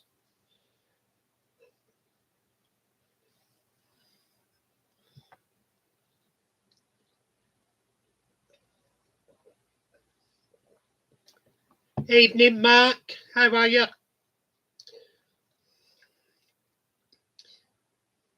Yeah, you did. I thought they did. Ireland did it year before everyone else. I remember, Mick. And I don't think it's panned out good for any of us. It's killed the pub trade. Excellent, Mark. Well, in one of the towns across from me, we have Thwaites' brewery. And it were in Blackburn. And I'll never forget, it was one of the funniest things ever. You can look it up on the internet, because it's as true as I'm stood here. Bear in mind, brewery were called Thwaites. And what they did, they closed it down and moved it elsewhere. And they'd had a tradition going back for years with Blackburn. And the electrician was a very smart lad there. Because the sign on Thwaites' brewery building in the middle of Blackburn, because of its position, was visible for miles around. So the electrician, during the day, before night time come round, he went round and took all the light bulbs out of the letters he wanted to take them out of. And then at night, when they switched the sign on, and it were on for hours before anyone noticed, because they just switched it on and went home, or it were on a time. I think it may have been on a timer. So they'd all gone home, and it pops up at night. And Thwaites, because of the light bulbs, he took out the letters he wanted to take them out of. Bearing in mind, it made redundant. It spelt out twats. TWATS. And it was visible for miles around. Just absolute classic one that happened up here. Oh, all the local community were rolling. And I'm not 100% sure, but I think it finished them off completely. Sorry for swearing, but look it up on the internet. It's a genuine thing. Look up Thwaites' Blackburn sign. It'll make you chuckle.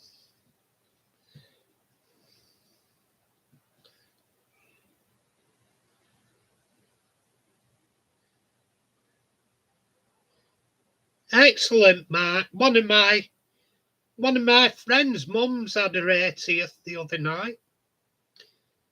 Combined with her son's 50th, her son has the same birthday.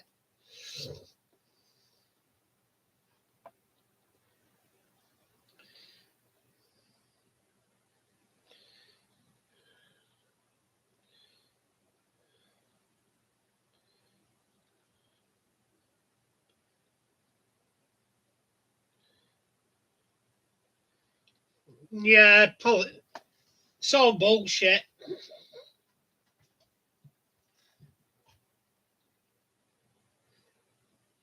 It's like they say, politicians should be changed frequently, like nappies, and both for the same reason.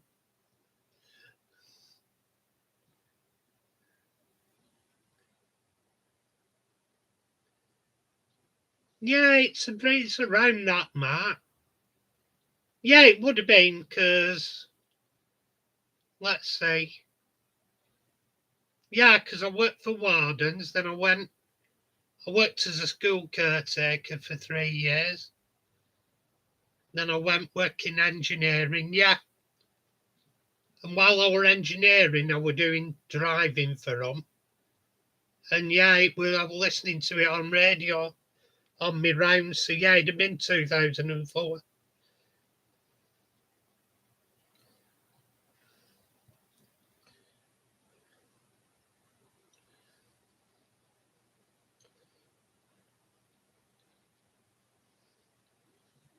What were up with you, Mark?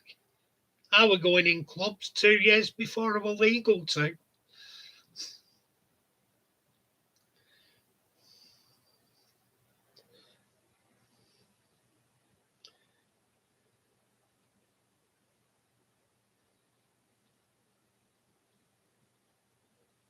The trouble with me, Martin, is I was very, very good at drinking. I got to ridiculous points.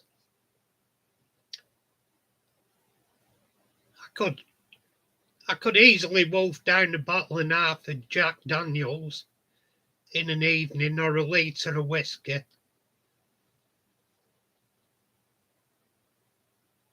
if I went out drinking beers, I had about 10 pints till I was full up, then started on spirits.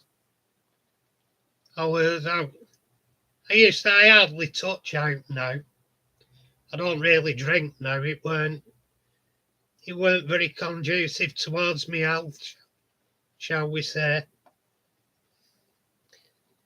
And the most embarrassing thing about shifting that much whiskey, it didn't really make me that drunk, and I didn't really get that much of an hangover off it, afraid to say.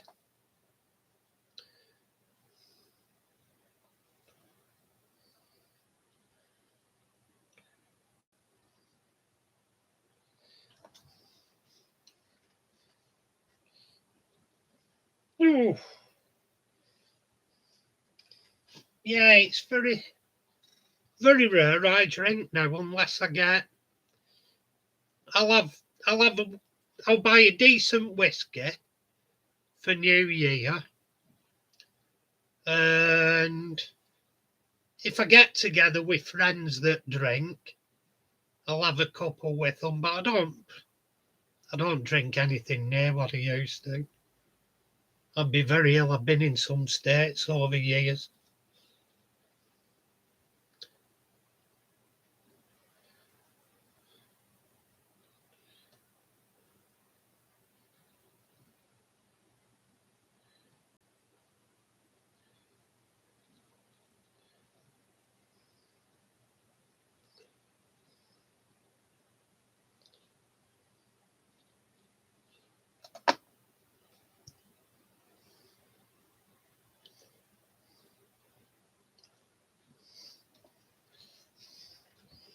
I could have helped you with that, Martin. Yeah, shows. I do model railway shows, but an interesting one coming up, I think, is the IPMS show, and like that's meant to be a good, and I can't think where that is at the moment. But yeah, I've not been to a model railway show now for quite a few years. I do toy fairs in preference, to be honest. Or IPMS shows, you get a good selection of modelling tools, paints. I'm trying to think of where the main show is of the year for plastic modelling, because Mick will know about this. He's heard about it with me.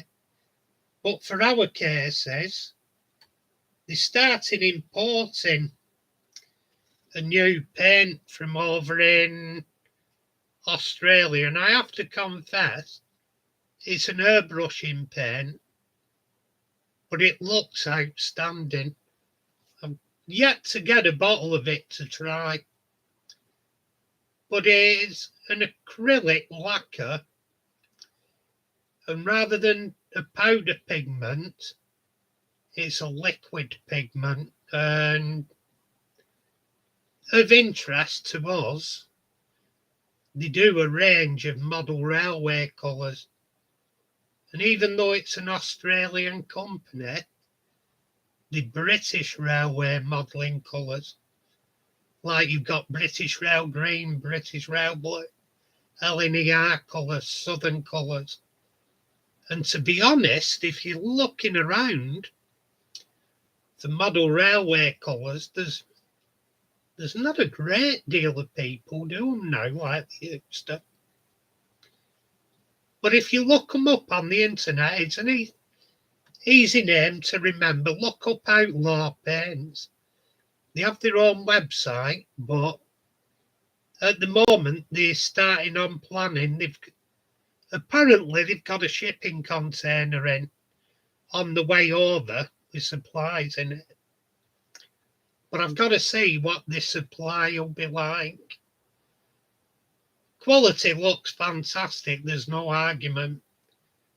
But my two issues with from Australia would be supply and what do you call it?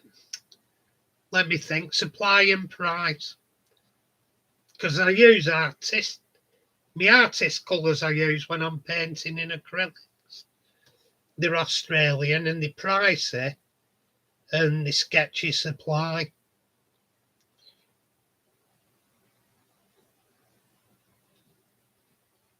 Yeah, Wally's the main model railway.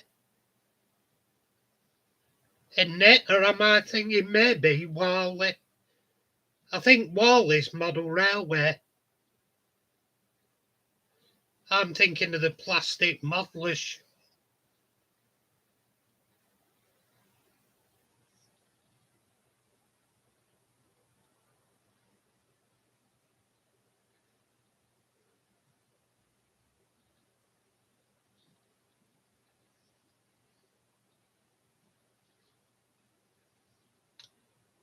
A fantastic one for you to try after Christmas. And it's absolutely huge if you're taking a trade stand. If you get in contact with Bolton IPMS, and they set up in the exhibition centre at Bolton's football ground, and it's a massive show.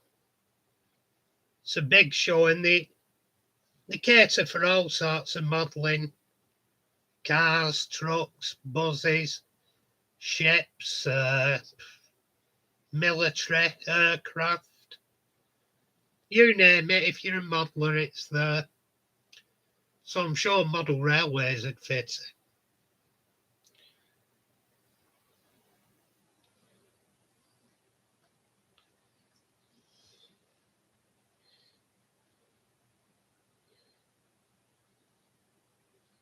Wow. Southampton show. Excellent.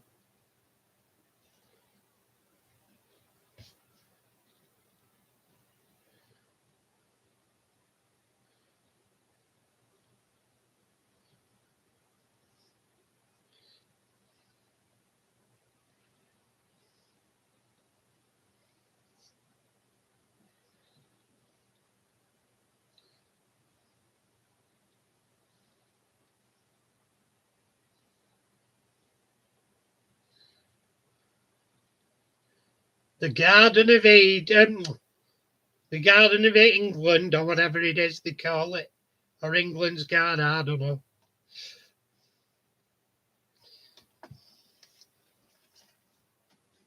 Yeah, Wally might be nice to make it too.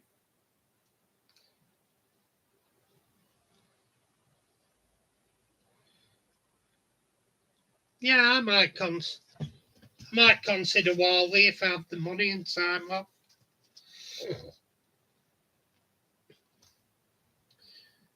Be good to catch up.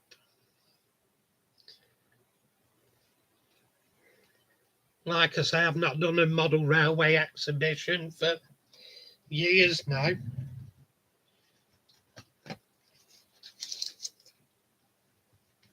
That's why I'm starting to feel a bit jippy. Medicate myself up.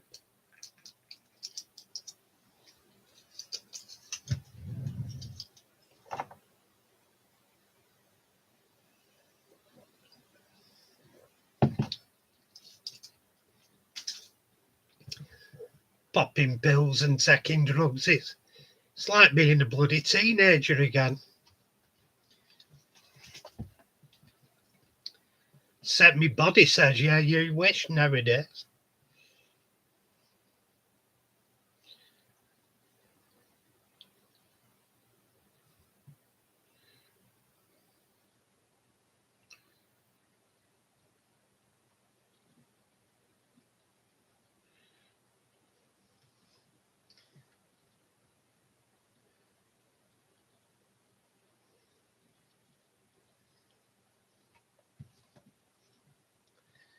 I'm just watching the chat now.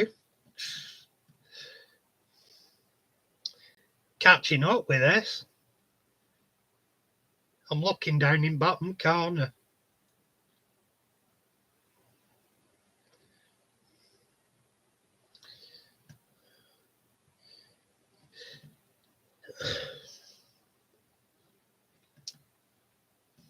A guy that has a model shop near me in Aladdin's Cave, he does all the local model shows to here.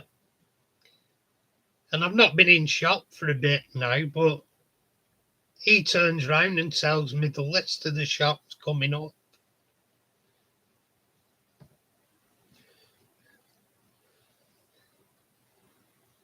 Hey Martin, my memory's that bad. I could arrange my own surprise party.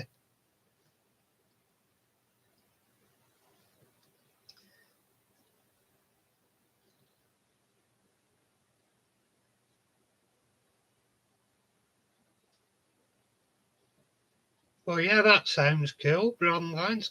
I'll have to look that up, Mark.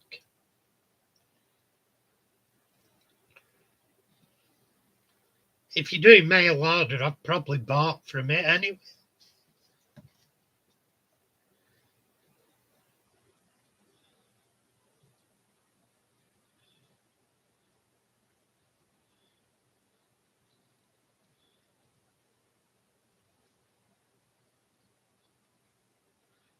Many years ago, my friend had a second-hand stall, and I used to go about doing swap meets with him, model shows, and I did crew open day one time with him. I've still got the photos somewhere. I'll have to put them up of all the locomotives. It was at when Pete Waterman was at his height with the real 1-to-1 scale stuff. When he brought out his black livery with a red stripe, and I've got photographs of Guy Fawkes and Lady Godiva.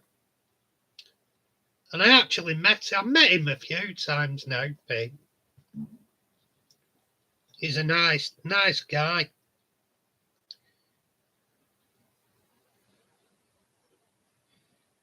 I'll have to look in on that, bud. I'll guarantee I've had some off you. I buy that much model railway share, I must have.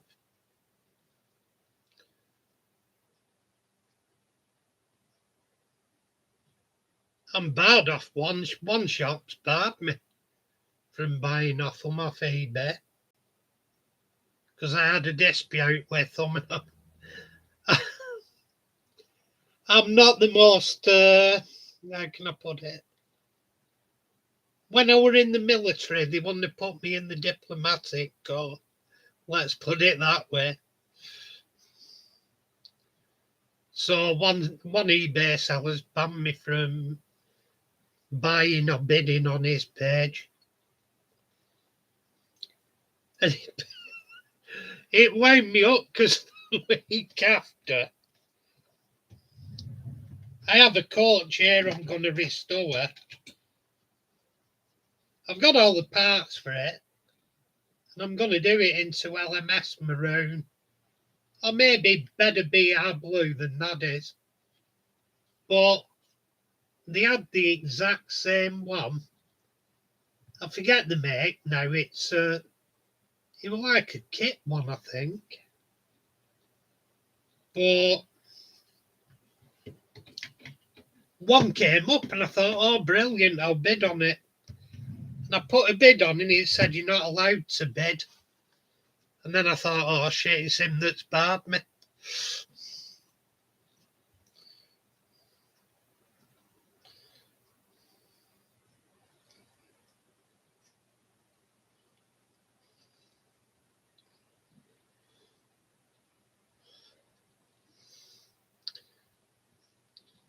I had a brain scan, Martin.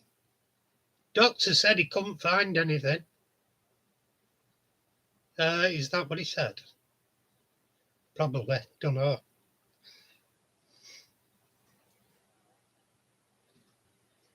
Yeah, did you go in the big polo mint, Martin? Fucking horrible things they are. Like being in a big tube of polos.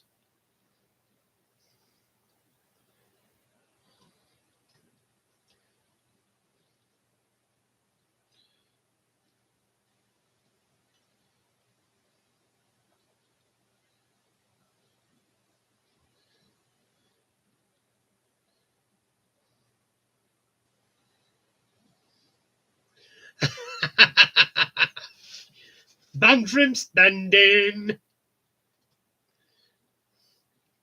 No, he just said he couldn't find anything. Don't know what he meant.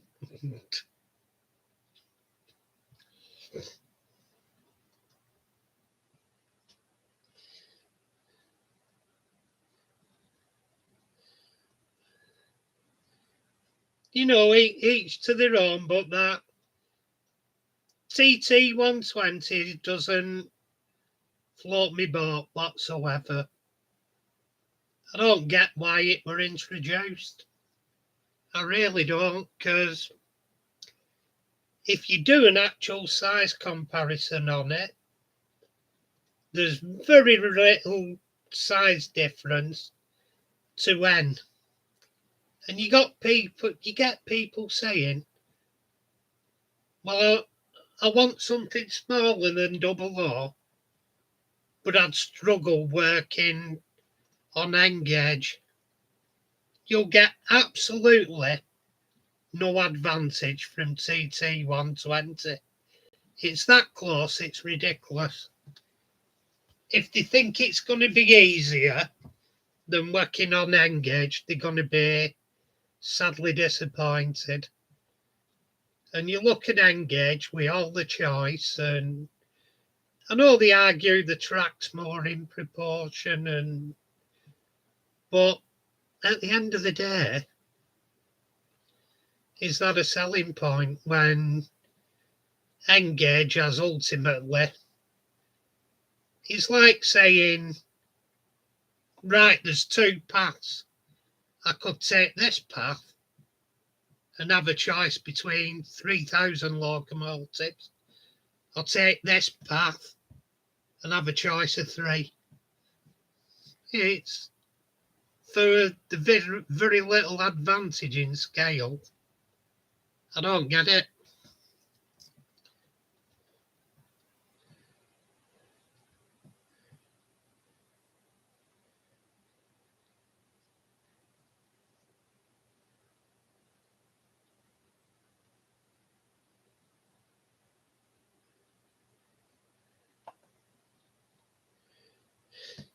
Hey, I went in for the doctors because it was a long running thing.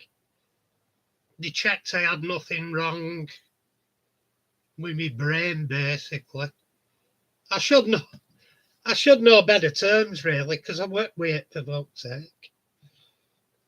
But yeah, they couldn't find anything wrong, but they came down to it. It was bilateral because my hands were numb after working for a bit. They went numb, and I get bilateral carpal tunnel. It's probably the nerve damage from that why I shake so much as well. Bonuses, I'll probably only have to put up with it for 20 years. Or 10.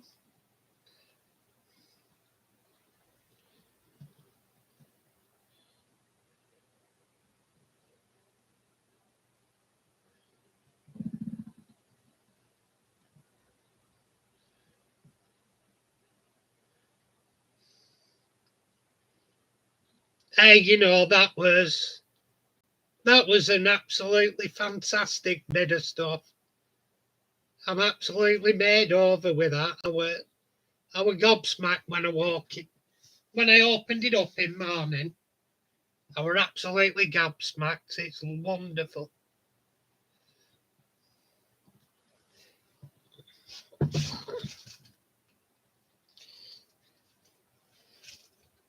Trouble is, now I don't know whether to use it. I'll put it in cabinet because I'll probably drop it, knowing me. And I don't want to do that. I mean, our company, where is it? It's down here. Or it was down here somewhere. I've moved it again. We got a drinks bottle for. We got a drinking bottle with company name on, and somebody did a poem and put it inside it for working through COVID. We said, "Sad your bottle and poem. Can we have 50 quid?" But they weren't doing that, so no, we got a bottle and a poem. I've kept it though, you know, sentimental things.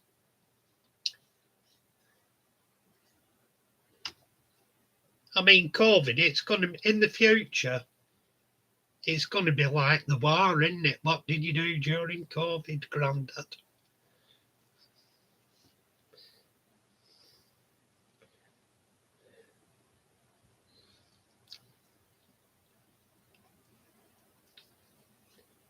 Yeah, it's cool, isn't it? It's lovely. I do love it. Cracking design.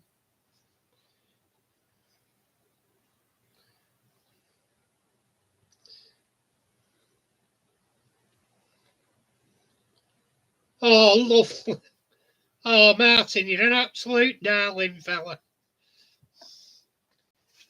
Phrases like darling. I'm working with two women, mate. Tell you. I'm going soft in my old age.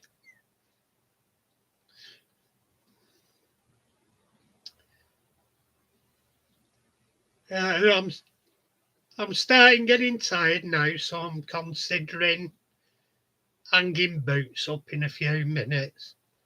We're getting up to 2.5 hours, so it's been a good evening again. But I want some chill time and have a bit of a drink and grab some kit. Because I'm off work in the morning, so I'm planning on going sitting at a workbench and doing a bit of modelling. I've done my paint it blue for DMC. I'm going to be weathering that. I've got a group of wagons I bought off eBay. I'm weathering them for an unboxing, repairing and weathering video I'm going to be doing. I'm doing an American Loco. I've had to put a new motor in it and I'm going to wire it up. I might wire in an LED light into that. I've got a GP9 there somewhere.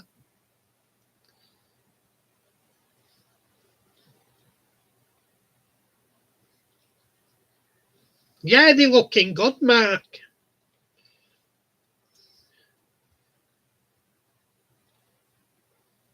What's on my workbench? Oh, I've got a few. I've got a couple of American bicentennial U-boats in pieces, part complete video. I've got a Triang R59 3MT tank. I'm going to be turning down the flanges so you can use it on modern track. I'm going to use the Triang wheels, but turn the flanges down in the drill. Let's think. I've got a FP45 American Loco I'm doing. I've got a GP9 American Loco. What's the other one? I've got a GP20 American Loco. Nearly coming off now and it's ready The video should land 18th of this month to coincide with the rest of DMC for the Paint It Blue charity thing. I've done a class for, I've restored a scrap 47 with bits off all different Hornby locals to make one up, and I've made a celebrity your local out of it. I've done City of Truro. I've repainted it. It had bodywork damage, done a bit of filling, repainting, it's had flush glaze. I've wired LEDs in it for light up panels at front. It's going to be weathered. It's had all sorts done to it. Tatty pie, Mick! Tatty pie! See you later, Mick. I'll catch up with you sometime during week, Mick.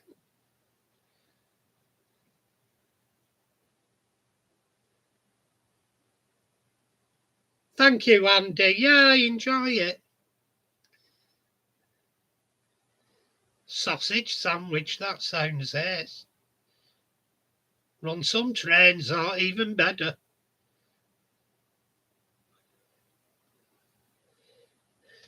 The City of Truro, it isn't a make, it's a Hornby one. I got the plates for it. Well, I have the plates already in my Spurs box. So I made up a 47 out of all different spare parts. It's a old Hornby one. Well, to be honest, it's the old Hornby body on a newer Hornby chassis with bits from other people on it, like flush glaze, nameplates. I've got Fox transfers for the numbers, data plates, etc. So I think I'm going to weather it and do the last bit of painting, and that should finish off the video. Then I'll edit it together because there's quite a bit of content, and that should go out on the 18th, round about there.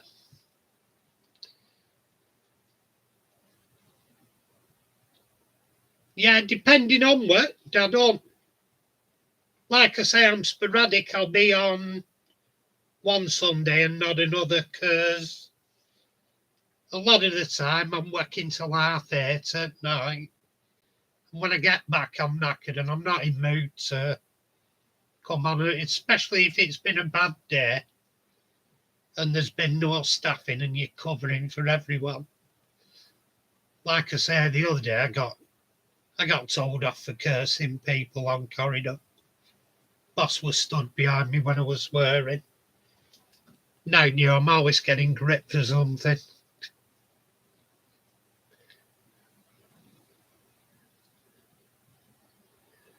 Yeah, so I'm sporadic. I might be on. It's just keep an eye on. I'll be on one week, not another. It's just as and when I get time. It's a hobby thing and meant to be enjoyable. I don't want to make a business out of it. Even if there's only 5 or 7 of us in, it's just a bit of fun. You need an escape if you do shit like I'm doing regular. You've got to have that escape, because the other day I did 3 days, 13 hour in a row. So you've done a full week's working. You've done a full week's hours in 3 days. Yeah, it is great to chat. I love popping on.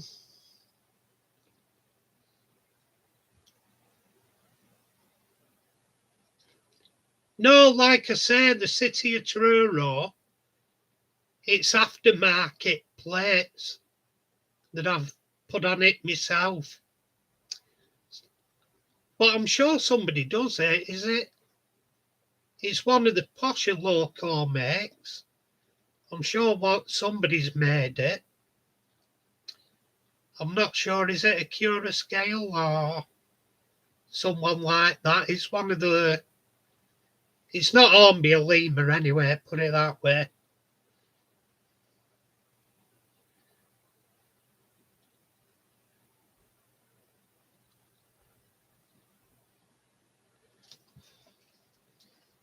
Yeah, so I can't think who it is offhand. I know somebody has done the City of Truro though, because I was looking at it for detail clues. Because it's surprising how few images of the actual local are in Google Images. If you put it in, there's not that many images of it. Because I wanted the images for the correct nameplate placing, because they're on one end. And as luck goes, even though I looked at the photos, I thought, I've got to get these plates on the right end. What did I do? From looking at the photo here on the computer to going into my bench, they ended up on the wrong end. And with that, I'll say tatty pie. Catch y'all later, fella. We're out. Tatty pie. Tatty pie, everybody. Tatty pie.